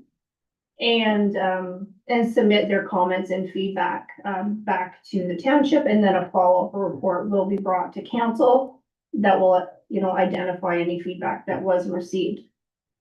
Within this bylaw, there is also the inclusion of Part 5, Section 15, that relates to livestock provisions that was not in the previous animal control bylaw, but was actually part of another bylaw that really isn't relevant because we don't have a livestock pound operator. So that's something that we're looking for some feedback from council on, whether we want to include those provisions in the animal control bylaw or simply let, sorry to use the word, the OPP look after that, because that would fall under their purview. So throughout this draft document that's been provided, you'll see sections that have been color coded. The thought of taking the previous 2023 bylaw and providing you with a red line document would have just been a piece of artwork, because we've sort of moved the location of everything. So we thought we'd just start with a clean slate. So anything that is highlighted in yellow would be provisions that are new, added. And anything that is highlighted in blue would reflect removed or amended provisions. And then anything that's not highlighted might have some wording changes for like administrative or housekeeping amendments, or they've just been relocated to other location within the document. There is a chart included in the report that references like added items and removed or amended items. for, just for clarification, I just wanted to point out a few, things of, that I think are relevant, and one of them is, including provisions related to dogs in parks, with, some of our municipal, facilities with the 22 acres and with the Rosedale Hall, you know, there is an importance in administering, you know, dog behavior in parks and, you know, cleaning up after dogs and making sure that dogs are leashed and, under the control of their owners. So I will, instead of reading everything here, I'll open it up to council, and if you have some questions or if something jumps out at you that, you'd like to get some clarification on, I will do my best to answer those questions. Okay, thank you, Kristen. Does anyone on council have any thoughts or questions? No, I think the dog park one has been done. Make sure that that looked at. Do we have any? No. Oh, sorry, Jeff. Go ahead. I'll get on, I'm over here. Sorry, we. Counselor, deputy counselor, deputy lead guy. Whatever you want. Yeah. I think this is, we're definitely like, we're going in the right direction as far as all of that goes. I guess one of my questions is like, we have this provision of keeping a dog on a leash through a park of 1.8 meters, which I agree with. What, I guess people use those extend, right? Can you, which section are you looking at? There's a lot more. Are we, you know, Lost it. Yeah. Let me just go back here. different parks? Definition of leash. Where did I see that in the leash side of things? And it's like Right, 1.8 1.8 meters in length. But is that like some people like using those extended ones and all that kind of stuff, but we're just using that as like what? To make sure that people just keep their dogs close to themselves, I guess, right? But if that, like, Well, where did the 1.8 meters come from? Because I know a lot of those extended leashes, like, if people go take their dog for a walk, it usually has something a little longer. So they're trying to understand, I guess, that side of it, I guess. You can answer the question. Sure. 1.8 meters is a legal reason because it allows you to have full control of your animal. So whenever you go to a place where you need to be under full control, the extended leashes, tethers, they can go up to 15, 20 feet, depending on which one you grab. You don't have control. It's no different than having your dog off leash. So the 1.8 in a place where there's a lot of people.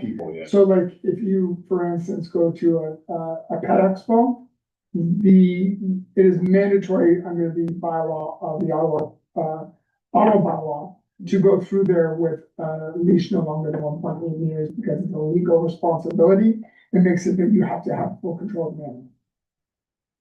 Makes sense. See, the snake person doesn't expect. He doesn't want his snakes to get attacked. No, I think that's good, and really, I think that makes sense to me. I'm trying to understand that as far as the extension one, and that makes sense as far as, especially in our parks, right? The livestock one's an interesting one for sure. We don't have anybody. Well, like, if the OPP, like, I've heard cases where the OPP are called and they kind of show up and they're like, what do you want us to do? Like, we can't really do anything, and they're busy trying to call. I remember years ago, I think it was during COVID, there was animals at large, and I was sitting down at the sugar bush, I think, and the OPP called me.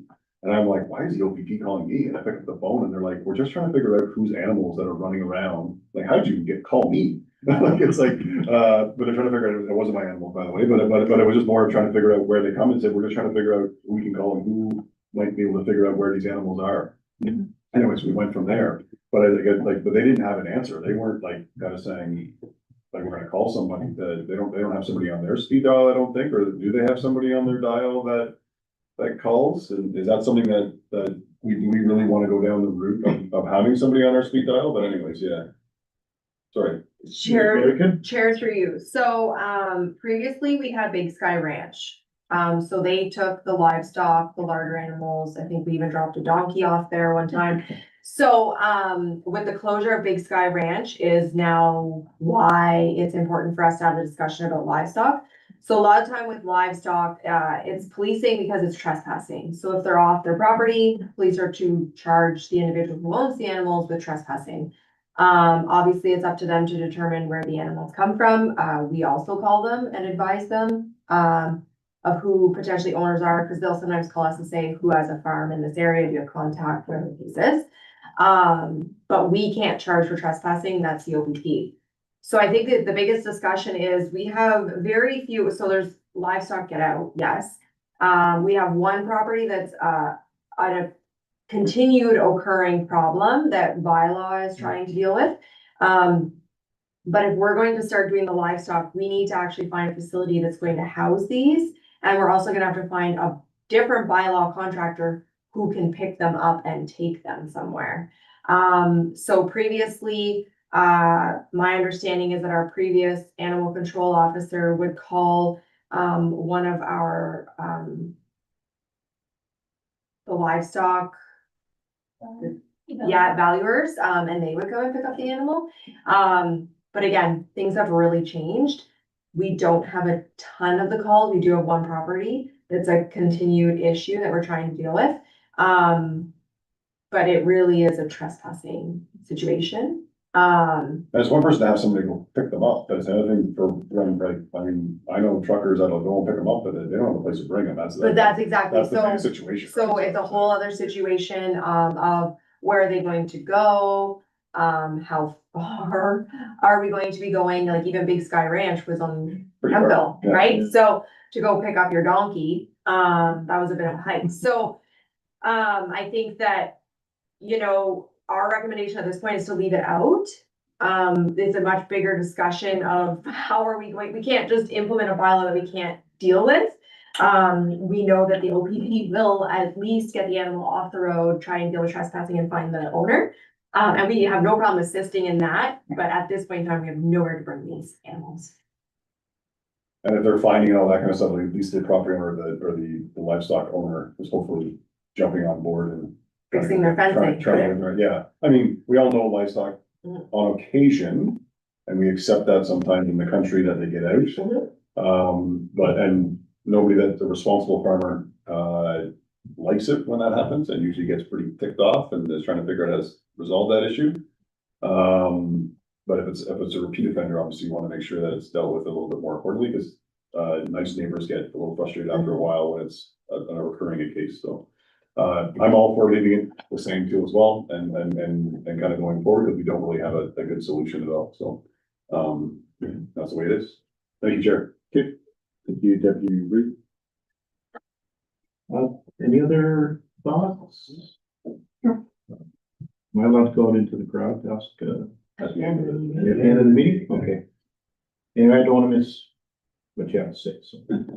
There's a question for you. Yeah, good. I just wanna make sure. So, oh, sorry, if I could say, I would like to commend, Kirsten though, she has put a lot of work into this. We knew that this was a priority item for council, and she has taken this head on, as the clerk. So I would like to give big kudos to Kirsten for taking this on and really revamping this and taking into consideration all of the comments that were made previously as well. So just great job. No, I second that. Thank you very much. That was a awesome job, and we are, as Jeff said, moving in the right direction. And we're learning more and more about this kind of stuff as it evolves. And as different legal cases happen and things like that, it's a learning curve for us. You know, like you said, I think it was 20 years ago this was originally done, so it's good that we're updating, we're moving in the right direction. And Chair, through you, can I just get some clarification? So is the consensus that you would like the livestock provisions removed then from this draft document? Sorry, Chair. Maybe during our 60 day period with the public, we should get some feedback from them on their thoughts. Okay. Just because we're only aware of one particular property that's a recurring, doesn't mean there's not others happening that the neighbors just haven't called us, but maybe is an issue. So maybe we leave it open to the public to see if they want to pay for that, that we look into that type of service to be included in the taxes. Because we don't know unless we ask. Yeah. So we would leave this as is then with no amendments? I think my recommendation would be that we put a bit of a survey out, to advise people that this is out. And, you know, one of the topics the council's really looking to figure out if ratepayers are looking to pay more for is that livestock portion. Is it an issue? Would you like this in your taxes? You know, what distance would you be willing to drive to pick up your animal? Or would you rather be charged for trespassing? Because would it be cheaper? Right? So I think that those components of, we can come up with some questions, but I think it would be good to get some feedback from the public. To really be able to investigate further options if there's a big demand for it. Okay, no, that sounds good. So how do we go meet the phrase next time? I think we can just leave the resolution as. Leave it as is with that As caveat. long as it's consensus As amongst discussed. you. I don't have a and- problem with that. Hey, we get some input too as well from the board to make sure we're understanding that how that bylaw is gonna work and everything else, and everybody's, like, I think that's great, so. Okay, so you're okay, read is good? Right, okay. Moved by Councilor Crabtree, seconded by Deputy Reeve Carroll. The council received staff report regarding the proposed revisions to the Township Animal Control Act bylaw 4004-2023 as amended by bylaw 4148-2025. I don't know what all these numbers. And that council provide direction to staff regarding the proposed livestock provisions included in part 5, section 15 herein. And that council directs staff to post the proposed revisions for a 60-day period for public review and comment and bring back a follow-up report to council identifying any feedback received. All in favor? Okay, Right, but. I didn't see the hand movement there. All right, that's carried.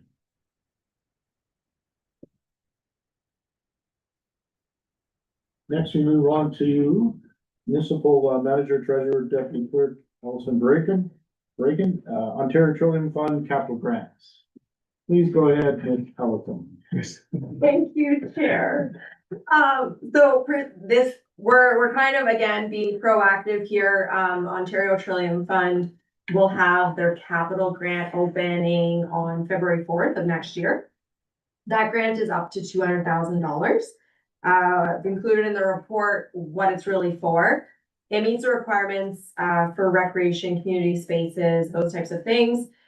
We as staff, have met. We do believe, that we should do an application for, a ball field would be our recommendation. For a number of reasons. When we do have that, relationship with the school, and the school had indicated, they asked their kids, you know, what would you like to see at the park? Because they're next door. We now have the safe access for them to come over to the 22 acres through the schoolyard. So the biggest thing that kids were asking for was a ball field because Montague Public School doesn't have a ball field. So with the grant application, our thought would be the ball field because it's the most expensive item on the list. And with the hiring of a facilities person, if we know ahead of time we want to do this, we can get them kind of working on this as they come on board. And then be able to work on what we're doing for washrooms and things like that. But we think that OTF likes to give it towards something that's gonna be able to be used right away, and a washroom facility will be used, but not so much for a community gathering. We can bring in the portable washrooms. So our recommendation is a ball field, but we're looking for council direction because it is for up to $200,000 and we want to make sure that we're all on the same page. We think with the addition of the lights, which are almost done, we'll post about that so that the kids will have lights for the sliding hill this year. That would be the next kind of extension. But we're looking for feedback because this is a fairly big grant application. We don't want to put time in that council doesn't agree with. Was that everything? Thank you. do you have any idea what a ball diamond costs? Like if you're applying for one, like is it 50,000, 100,000? So Chair, through you, so I got previous quotations to build a ball field. Whenever I say ball field, I mean like a lob ball, softball, not a true baseball with the red clay and all the 9 yards. So a ball field with chain link fencing though, appropriate fencing all the way around. We were about 200, 250. Oh, So, but with that, we were also going to take there's actually good topsoil over at the 22 acres. There's actually like a couple feet of topsoil before we hit rock. And we were gonna take the topsoil that would be taken off the ball field and place it over, kind of beside the sliding hill, in behind the properties.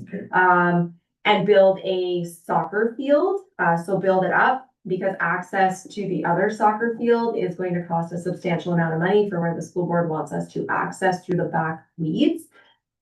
So we thought we could, again, similar to here, take something out, reuse it for something, and be able to potentially put up maybe not a professional soccer pitch, but a field that could be used for soccer, kind of all in one shot. So that was kind of the plan, but yes, we've gotten pricing only from one person, so we would obviously get multiple pricing if we got the grant. That was lights and everything?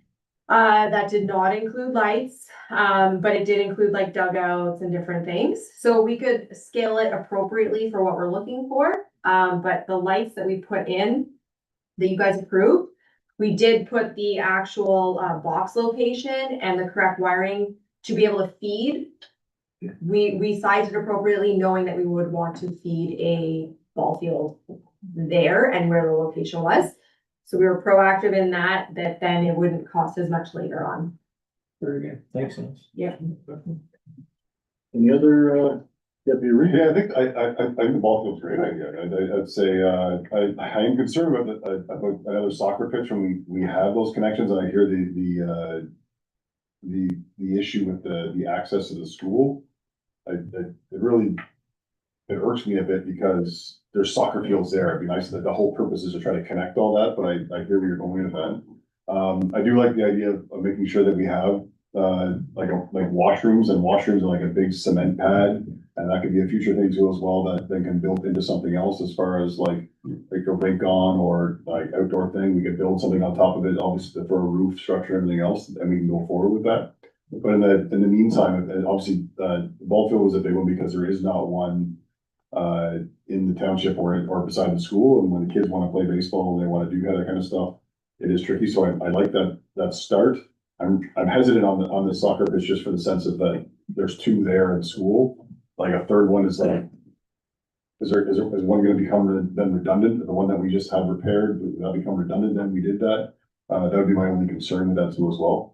On the baseball diamond, were you thinking of it all just the whole thing being grass, or was there still going to be like an infield when you're saying like not the, what does that look like? So the infield is going to be kind of like a granular, Okay. and then the outfield would be grass. So more like a law ball, softball field, just for maintenance, for everything. The red clay is expensive. We have it in Lanark. It has come from a specific place, and then you gotta build the mounds and look after the mounds and do all those things.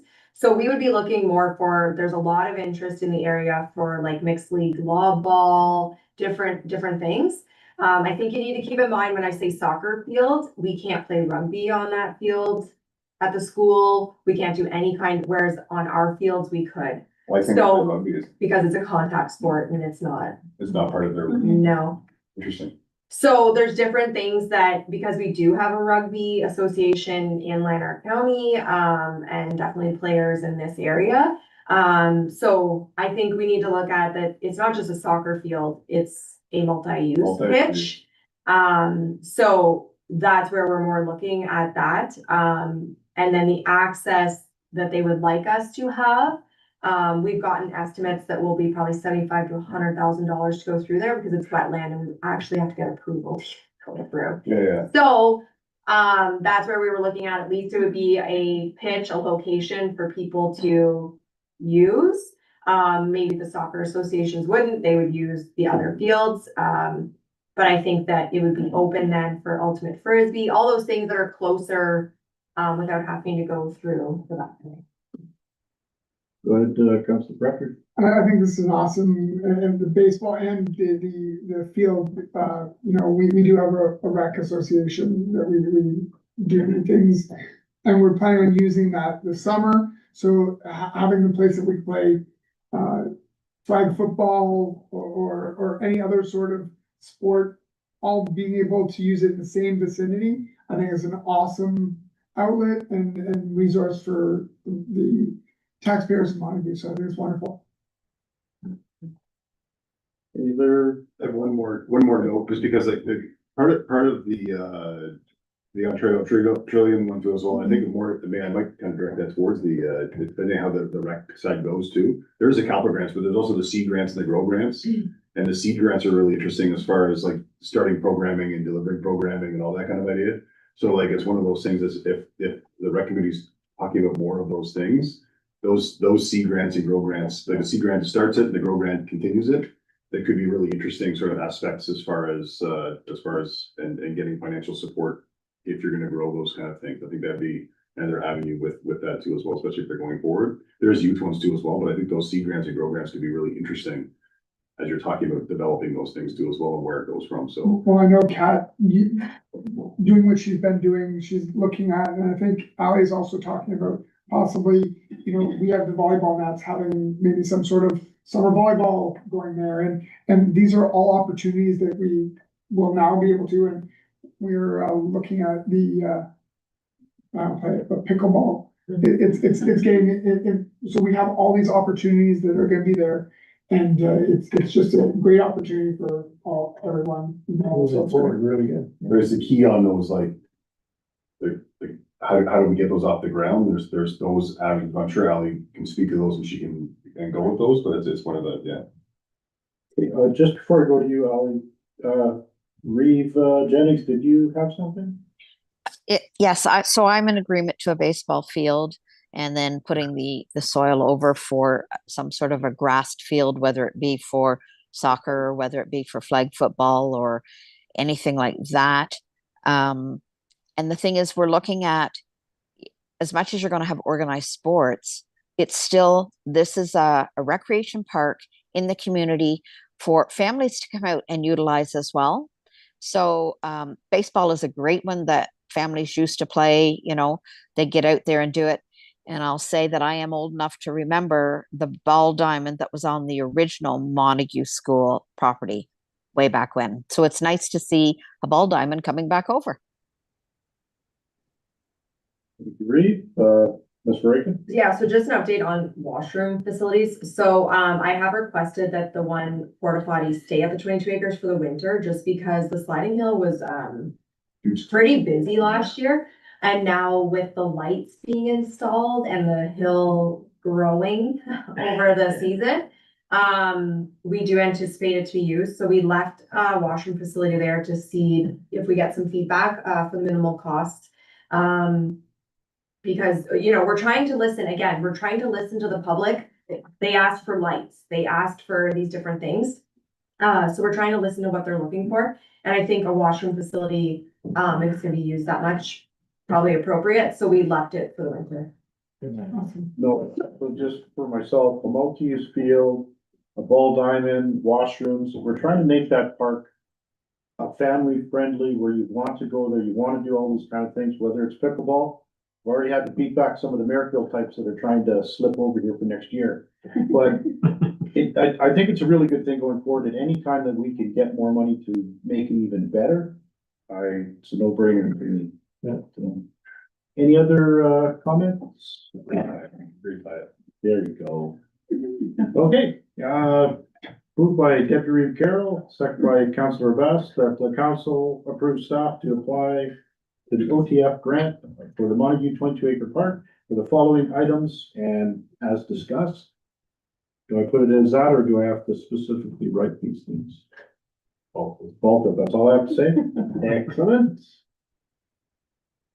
Sorry, on a quick note, is the Jace Care one, is that one out at all, or is that one that, I know we've tried that in the past, I think too, well, I don't think if there's a combination of that at all, or? Sure, so Chair, through you, the Jay's Care one tends to be more directed to current facilities that they can upgrade to. So like Lanark Highlands has been in the running for the last couple of years because they already have their Field of Dreams that just needs to be brought back. Yeah. It's not like, you'll see it more in the big city centers where they make accessible fields. So it's all the like turf or the, that's huge money. And I think it's only a portion covered. Absolutely something we have applied to. we've never made it past even the first round. I think it's an interesting case as well, what you're saying, where it could be used, so we build said ball field and you're looking at sort of different options for accessible lighting, you're looking for different options too as well. You continue down that route. I know, I mean, the school I'm in, we've been really successful over the years. We've gotten probably $1,500 worth of baseball gloves and bats, on top of that and everything else. Been really, really successful as far as getting our kids that don't have baseball gloves to play baseball. So it's been a really good benefit, but I just want to throw that out there because I think it's maybe that's something down in the future too as well to kind of, we Councillor Bass brought up, so thank you for that. Okay, so it's good. We've already had moved seconded. All in favor? That's carried.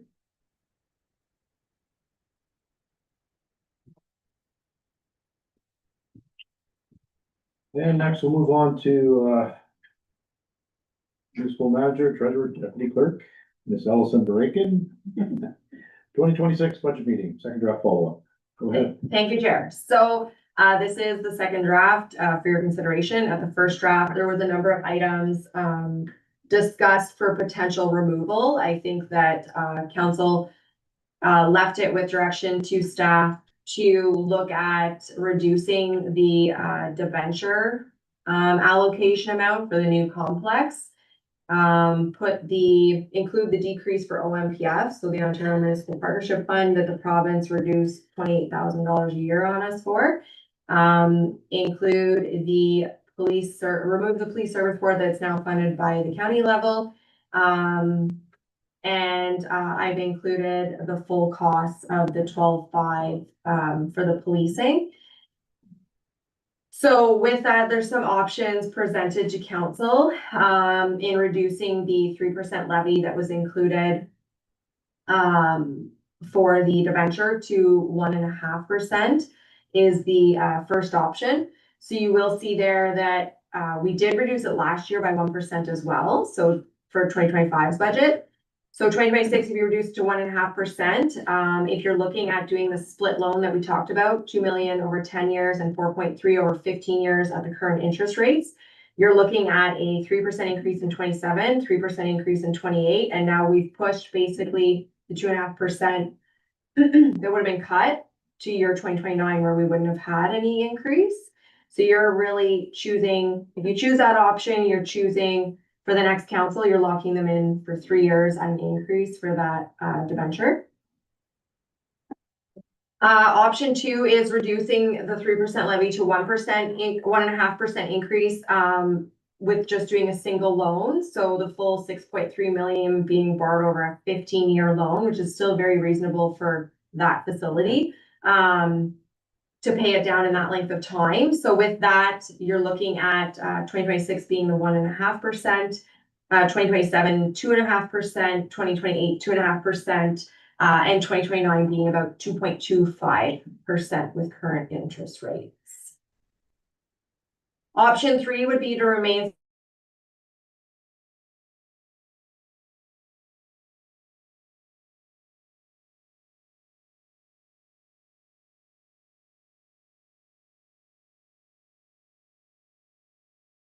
releasing in, and then financial strategy change for the municipal complex. It's not quite 1.5, it's 1.47%, excuse me on that. So that would lead a tax rate increase for 2026 at 3.95% on the ratepayer. Of the 3.95%, 1.41% is the provincial expenses of policing going up, the 11%, and funding them reducing funding on us by 28,000. 1.47% would be the new complex, the debenture for capital, and 1.07% would be operating, plus our 1.56% of operating expenses that are funded by new assessment that came on the roll for 2026. Option 2 is OPP costs fully funded by taxation, included back in, financial strategy changing. Similar to the above, just it would be a 15-year loan as opposed to the split loan. Option 3, the tax rate increase would remain at 5.09%. And we wouldn't include the full financial costing of the policing, so that 12.5 would be funded from reserves. And it would be the original draft budget that you saw a couple weeks ago. So we don't recommend draining all the reserves in the municipal complex. So you're gonna see in our strategy, the percentage increases. That we didn't drain the reserves in entirety because we're still looking at it at a high level picture. We don't have an interest rate locked in. We haven't made that formal decision. We can really hammer those down a little better once we know that for certain. But we would never normally recommend completely draining a reserve in case something happens. But those are kind of the options presented in front of you, of remaining at the tax rate increase of 5.09%. Or doing the changes, option 1 and 2 are similar as far as changes that result in the tax rate being 3.95% increase. It's just our debenture options between split income or just a 15-year loan potentially are going to vary once that time comes. Okay, thank you, Councillor Crafty. So the end result ends up in a 1% change. So the question, I guess, going with that is 1% is 37,000, I think, based on our numbers. What's the end cost? So we're saving $37,000 this year. What does it cost us at the end? Does it cost? It works out to the same? So you're really just deferring. So again, it depends on when we lock in our debenture. Like I can't answer that in its entirety because it depends on when we lock in our debenture, depends on whether we have a full year worth of payments or just a half year worth of payments. So now you're not really taking it because you only need the half year payment this year and then you're gonna take it at the end.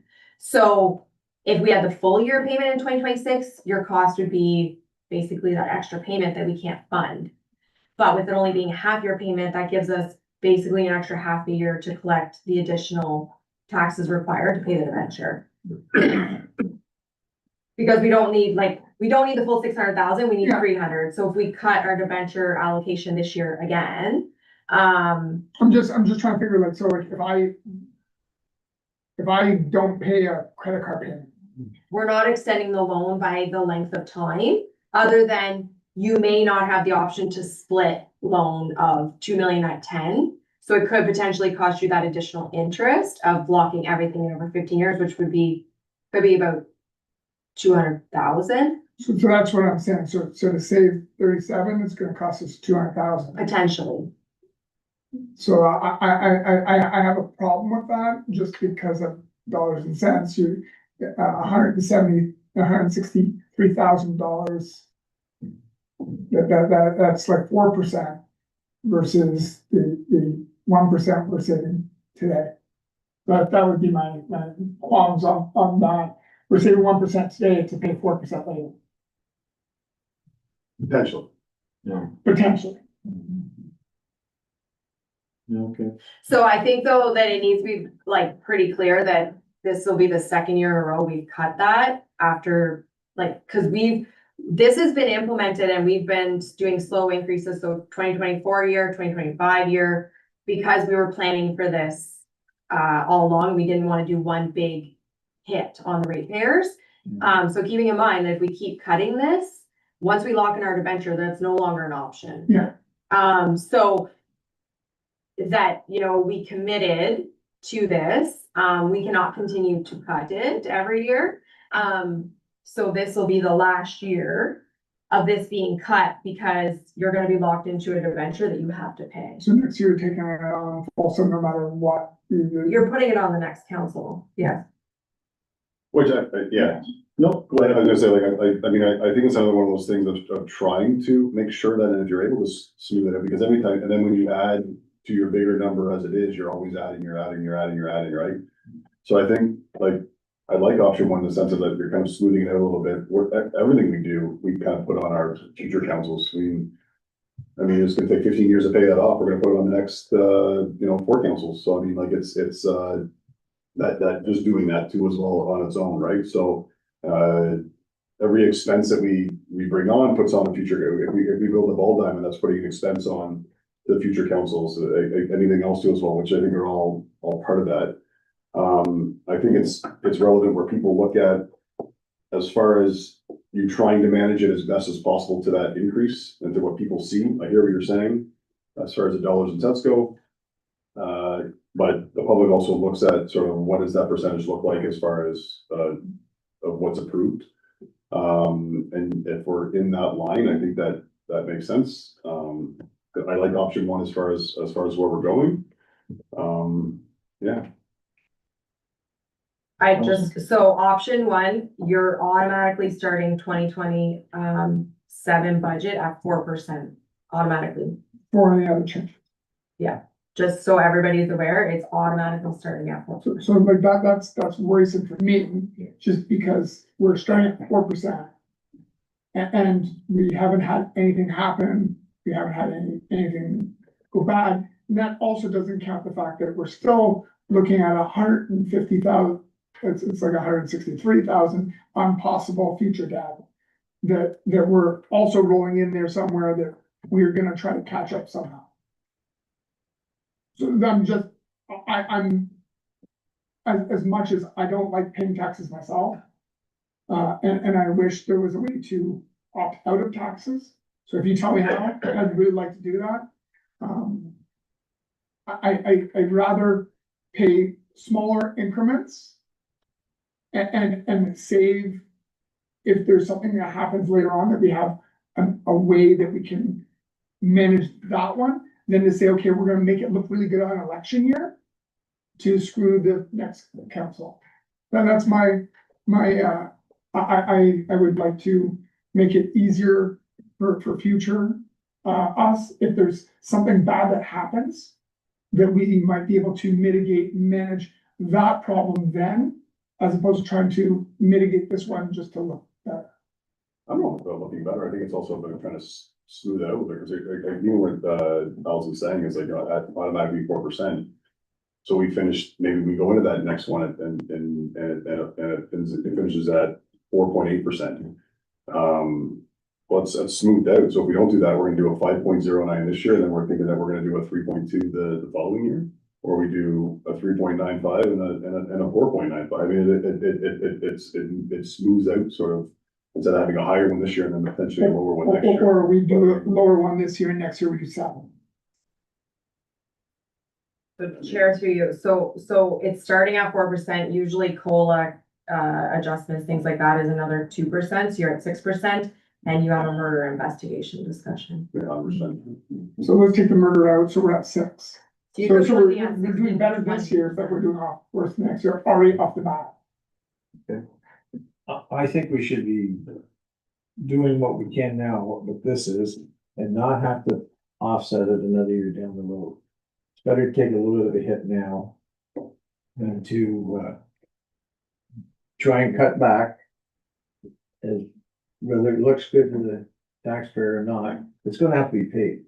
Yeah. And if I was doing a loan or something, I'd pay it off as quick as I can person. And I don't think putting it off and then going to 4 and possibly another 2 or 3. That's my opinion. That's the way I go. Karen, did you have?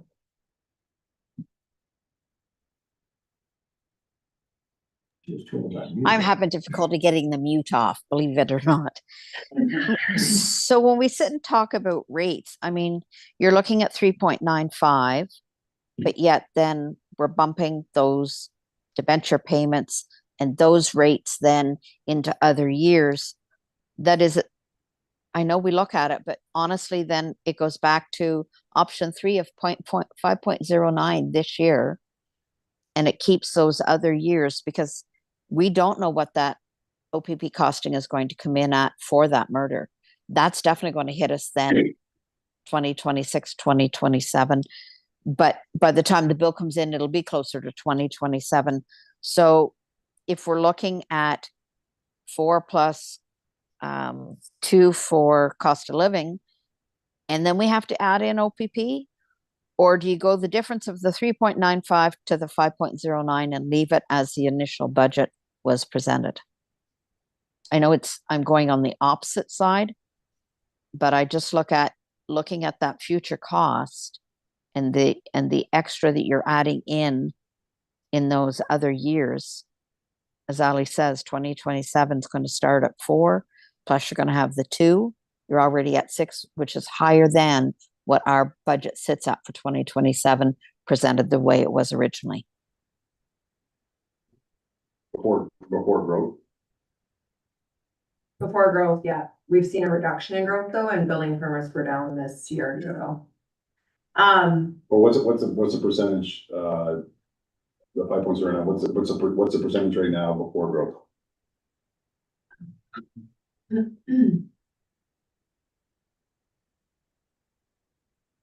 6.65. So we're 6.65, we're brought down to 5.09 after growth. So remember that, we keep that in mind too, as well as we talked about, but we don't know what growth looks like either as well, Yeah. so.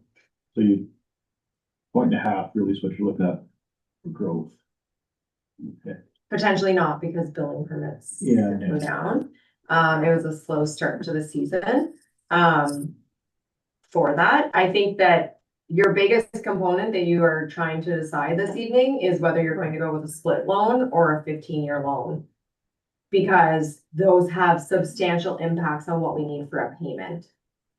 Yeah, and sorry, does anyone else? Go ahead. See, that's where I am right now is I would like to do a split loan. Because I think that we will save on the back end if we're doing something like that. Plus with how much our payment's gonna be and all that kind of stuff too. One of the problems that I have, because originally I liked option one, but I look at the uncertainty that we're gonna have for the next council. And I'm concerned that we're gonna handcuff them a bit. Like this OPP thing is gonna spill right through us for the next 3 years. Maybe we'll get lucky and we go to the Solicitor General and stuff like that. But I'm just concerned, I really like the split loan aspect of how to do it. Because I really don't want, and I understand what Gerald's saying too, I don't wanna pay on the back end for what I'm gonna do here. Because I end up losing money. And I know it's future council and all that kind of stuff, but that's where I am on that, because I originally thought that we could do that. But now with the uncertainty coming forward, I have serious concerns with option one or option two. Sorry, go ahead. Yeah, so Chair, through you. So I think that I completely agree in the sense that the split loan and everyone obviously likes to pay less interest, pay it down quicker. With the uncertainty of the policing potential costs and the impact on this community, I think that it's still very reasonable to have a 15-year loan on a building, a facility that's gonna last you 50 years. It's still being paid down relatively quick. It's at a lower rate. I think my recommendation to council would be to not go to 1.5% for 2026. It'd be to put it at 2%. Try and keep that consistency that you have a 0.5% adjustment. But I honestly feel like with the uncertainty of potentially large impact, unless there's a change and they readjust assessments and the province gets on board in other ways, option one is almost out of reach. It definitely out of reach, in my opinion, if you cut it this year. To expect to put on another council to say you're automatically gonna basically be starting with 6% in 2027, 6% in 2028, and almost 6% in 2029, not fair.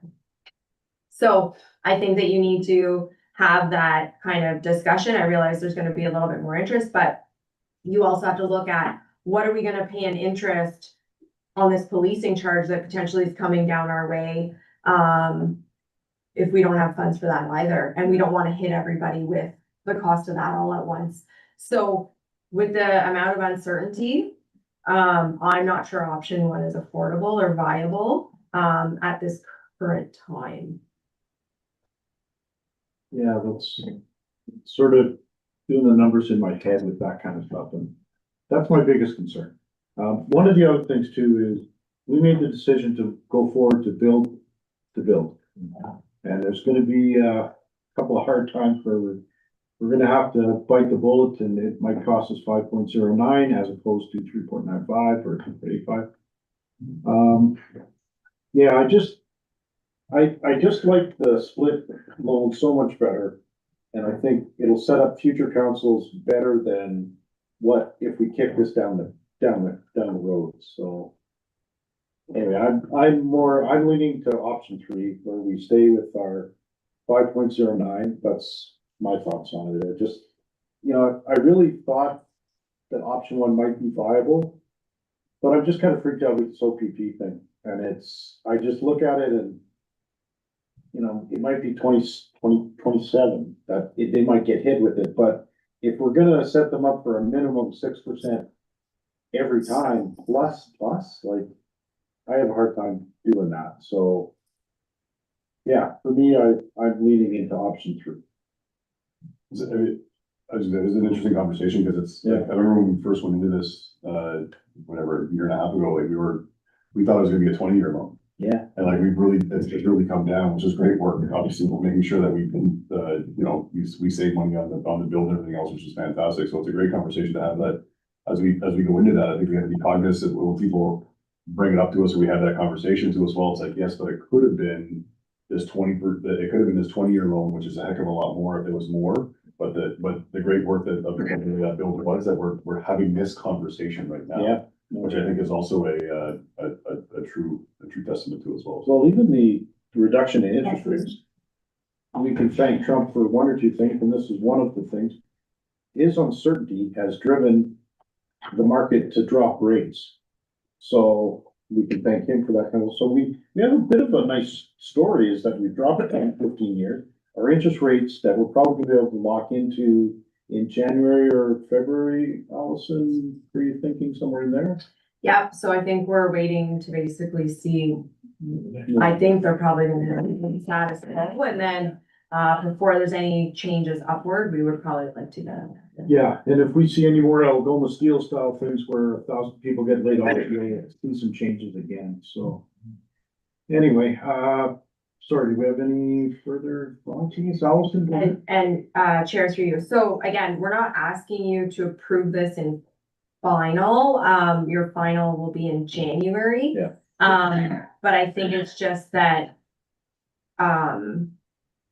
you know, really the decision that you're making, we don't like to just plan for next year and forget about the rest. We like to look outward, and make sure that we're setting up successfully for the next, several years. So just keep that in mind, that it may not be you sitting at this table, but, staffing the next council still has to be over a decision. Would we still have, sorry, does anyone else have any? I would love for us to find a way to get under 5. Do you see any other further options for us to get into the 4.5 range, 4.6, somewhere in there? So keeping in mind that that 5.09 is utilizing 12.5 for reserves to offset policing costs, which we know are going up. Yeah. So we're also gonna be placing that on ourselves next year. So, I'm not sure where else, cause you're using reserves for something that is not going away. It's actually gonna go up because they're renegotiating. And we already have 37,000 in wages that are being funded from a salary reserve, not in the budget. So I think you're cutting services at that point. Okay, then that's right, because I thought the budget was nice and lean and we weren't reducing services. And that's one thing I don't want to do is any of that, especially if we have so many people talk about roads and all the other things. And to be able to pull off a building like that, still keep up with all of our services and add some staff. All right, I think we've done pretty well with where we are. I'd love to be under 5, but unless you could do some magical, Elson, sorry, go ahead. Staff has done an amazing job. They put it up from 20 down to 15. They're getting better interest rates because of decisions. Yeah. And the savings that was on the building itself. Yeah. Oh, yeah. Which they did an amazing job to even think that we are at 5.9. It is actually pretty impressive on its own. Yeah, no, it's, I think staff and the entire budget process, the entire build process, all of the services we provided this year and going into next year, talking about ball diamonds, washrooms, stuff like that, 24, it's fabulous. It really is. It's easily defendable to me to be at 5.09.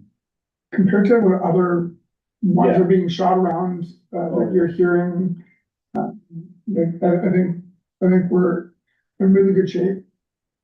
You know, I'd love to say zero across the board forever and ever. Yeah, well, and Jeff's exactly right. It's not realistic to start cutting services at a time like this. You just, you know, where you're gonna not do certain road, you know, it just, after the year, actually, last 6 weeks we've had with our roads, you turn around and say, okay, well, we're gonna cut our road budget for next year to say, get us down to 4.5 or something like that's, I'll use the ludicrous term again. I love the Lucas word, is it? And I think that's one of those things as well. We've seen that in previous years where the gravel budget took a hit.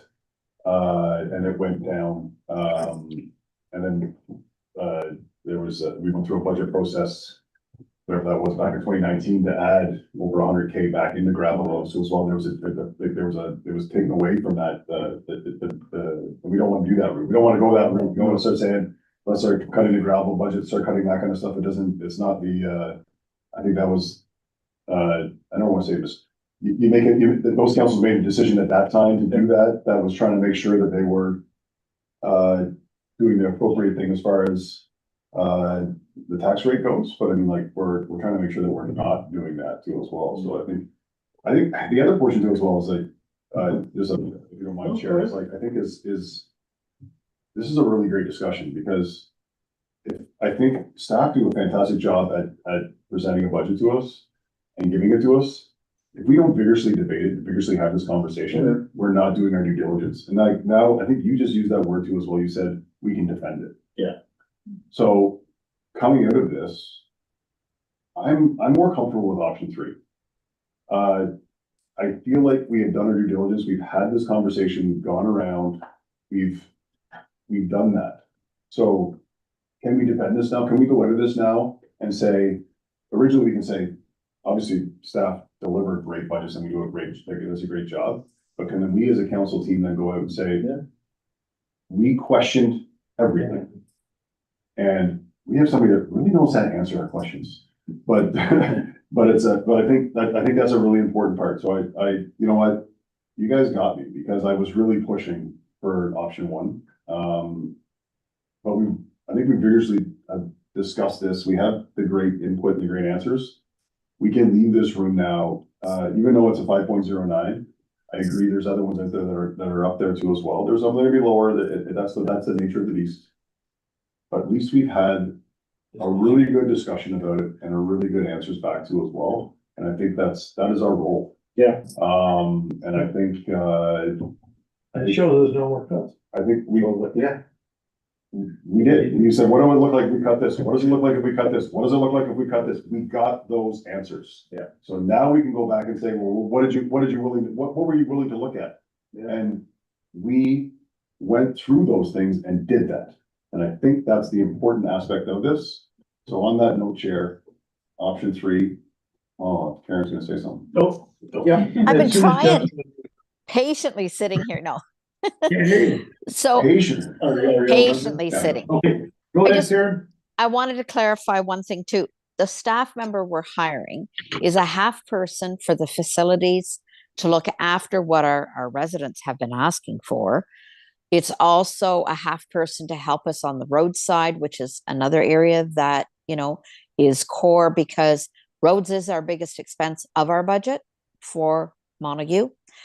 Some municipalities maybe are able to bring in a tax increase less, but one specific municipality that I can think of didn't get hit to have a reduction in their funding from the government. And I think their increase in growth from housing and commercial development, et cetera, also assisted them. So as I stated originally, I believe that the budget that staff brought to us was an excellent budget. It's not a padded budget. Anything that was there with a change had detail to tell us. This was a great exercise, but kudos to staff for providing that first draft, going back and getting what we needed, and then we're back to where we were. But just to clarify that one body isn't because we want to grow, it's because we need to, because we have grown, we're adding the services, small services, but still a cost is involved, and we're doing then what the residents had asked for. So that's all I wanted to add. It's just that clarification, because We're just not adding staff for no reason.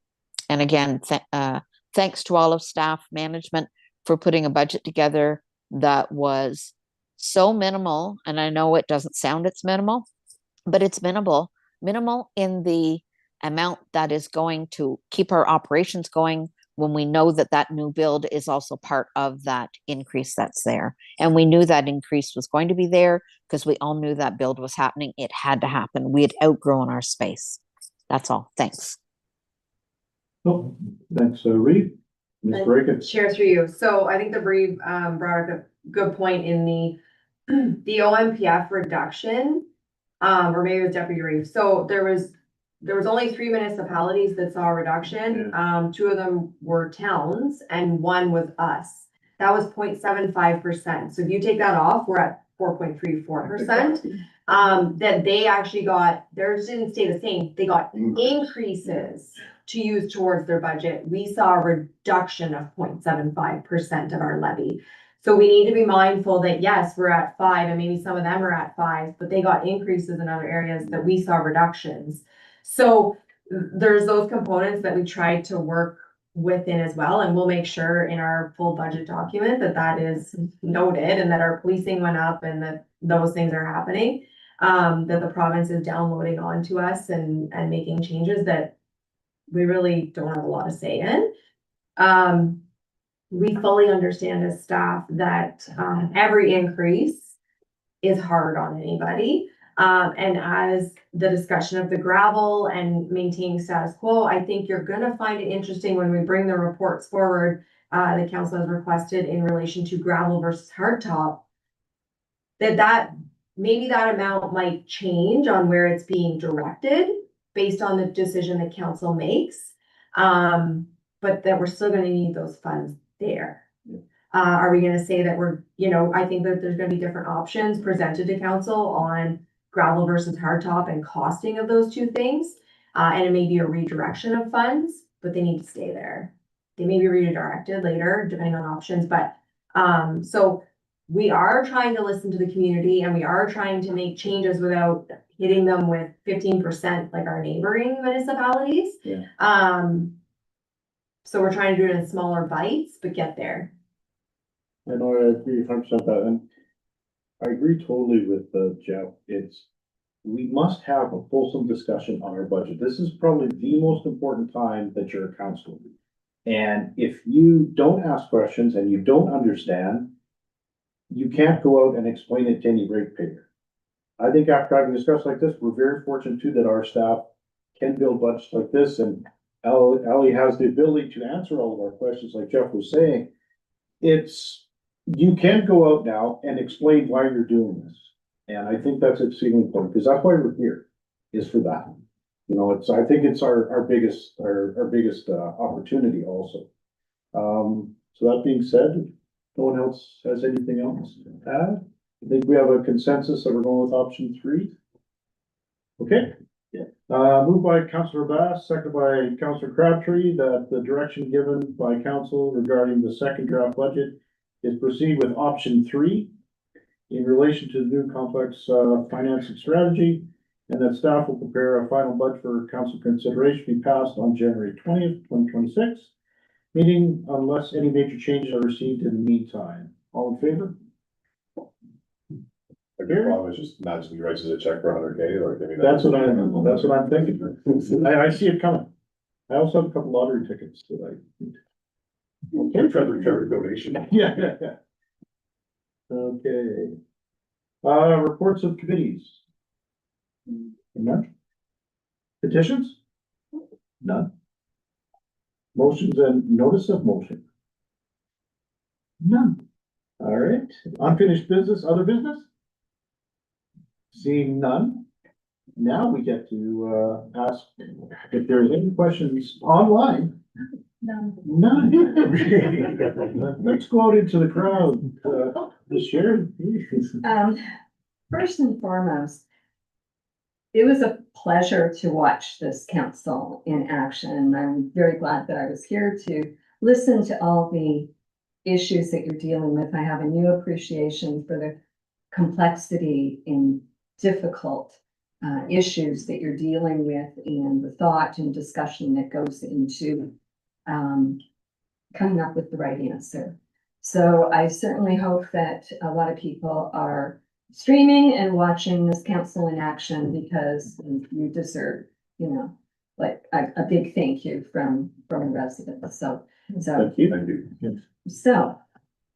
reason I'm here is obviously to sit in and listen to updates and changes on new animal control bylaw. And I just, once again, want to thank this council for taking this matter seriously and continuing to work and be committed to improving it, getting rigor around it, and making it robust so that it can stand up and the bylaw will stand on its own, that it will be upheld. As we've all learned, intents of bylaws don't mean that intents of bylaws isn't good enough. Unfortunately, it comes down to phrasing, words, precision, and the words have to be chosen carefully and thoughtfully. And the amount of effort that's gone into this, clearly evidenced by, I did a quick read through the draft that Kirsten has provided for me. And it's just grown leaps and bounds. And, you know, it's getting there. It's really looking really good in my opinion. I'm not a lawyer, but it's really grown. So thank you to this team for progressing this. You said that you wanted to make it available to the public for 60 days. May I ask council for consideration that perhaps you may want to increase that time a little bit given the holidays? People are not going to be thinking about bylaws and looking during the holiday season. May I ask council to consider that it's dog tag licensing renewal time, and it may be an opportunity to present people who purchase their dog licenses to give them, email them a copy of the bylaw, give them a paper copy when they come in. Because as I've learned this past couple of years, most people that own a dog do not have a clue what they're responsible for in the bylaw. They don't know what's in the bylaw. I think that they believe that if they use common sense and if they believe that they're a responsible dog owner, then they will be in compliance. But certain things that you may not be aware of that change from one municipality to the next is things like the 1.8 meter leash, which is basically your 6-foot leash, which is pretty standard in most of the bylaws that you look at around Ontario, different municipalities. As well, things like the distance that dogs have to be from a play structure. Well, families go into playgrounds, they have the strollers, their kids, the dog, and they're not going to be aware. And so I think that dog owners need to be aware of what they're responsible for. And with licensing time, it may be an opportunity to educate the public. And it's educating your residents, and they're the ones who are going to be responsible for maintaining compliance to the bylaw. Awareness is everything, right? Knowledge is power. So I do have questions and input, and I will not bring it forth here. I will feed it in through the system. I guess, are you requesting via emails? Is that what you're requesting for feedback from residents on the draft bylaw? I think we're gonna be looking at a survey and feedback, most likely by an email or any written comments. Okay. Mhm. So I'll feed in my input, and hopefully, if you take advantage again of licensing time, you're going to perhaps tap into a bigger pool of people that hopefully they'll read it, because responsible dog owners should actually know what they're responsible for. And, there's a lot in here that it's like, oh, okay, like, I mean, that makes sense, but, you know, would I have thought of that? Perhaps not. So again, thank you for all the hard work that you're doing, and it's so much better. Like, it is getting to be a very, very good, strong bylaw, in my opinion. So, thank you. Well, thank you very much, and we all agree with you, Kirsten is awesome. So she does excellent work, as does all of our staff. Sets us up for success. Yeah, sets us up for success. That's exactly it. Otherwise, we look like a clown car.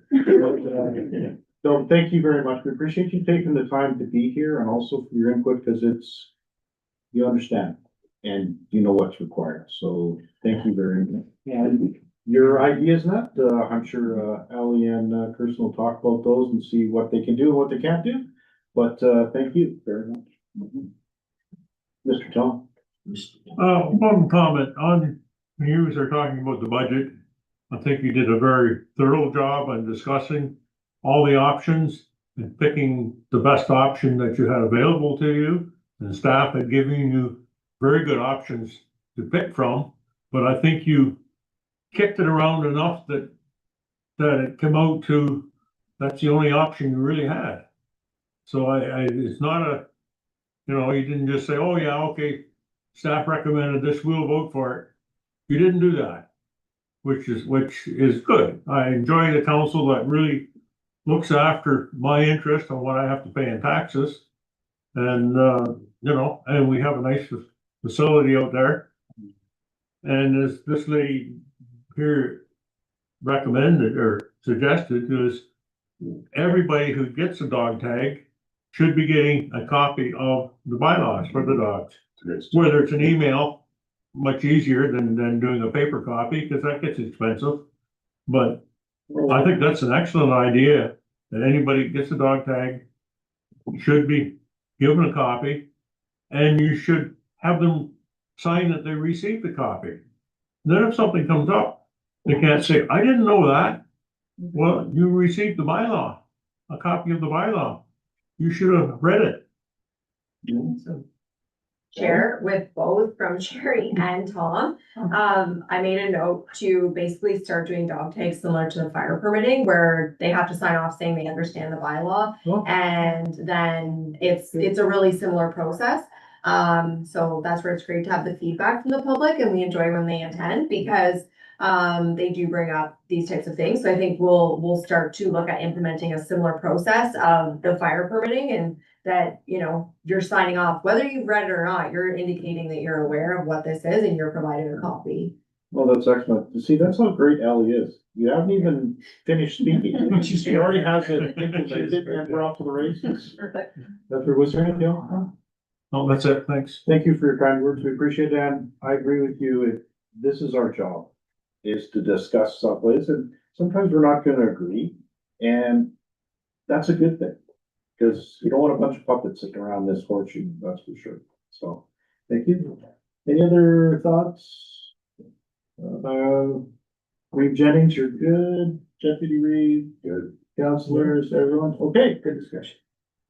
Moved by Councilor Crabtree, seconded by Deputy Reeve Carroll, that committee of the whole meeting December 2nd, 2025, now be adjourned at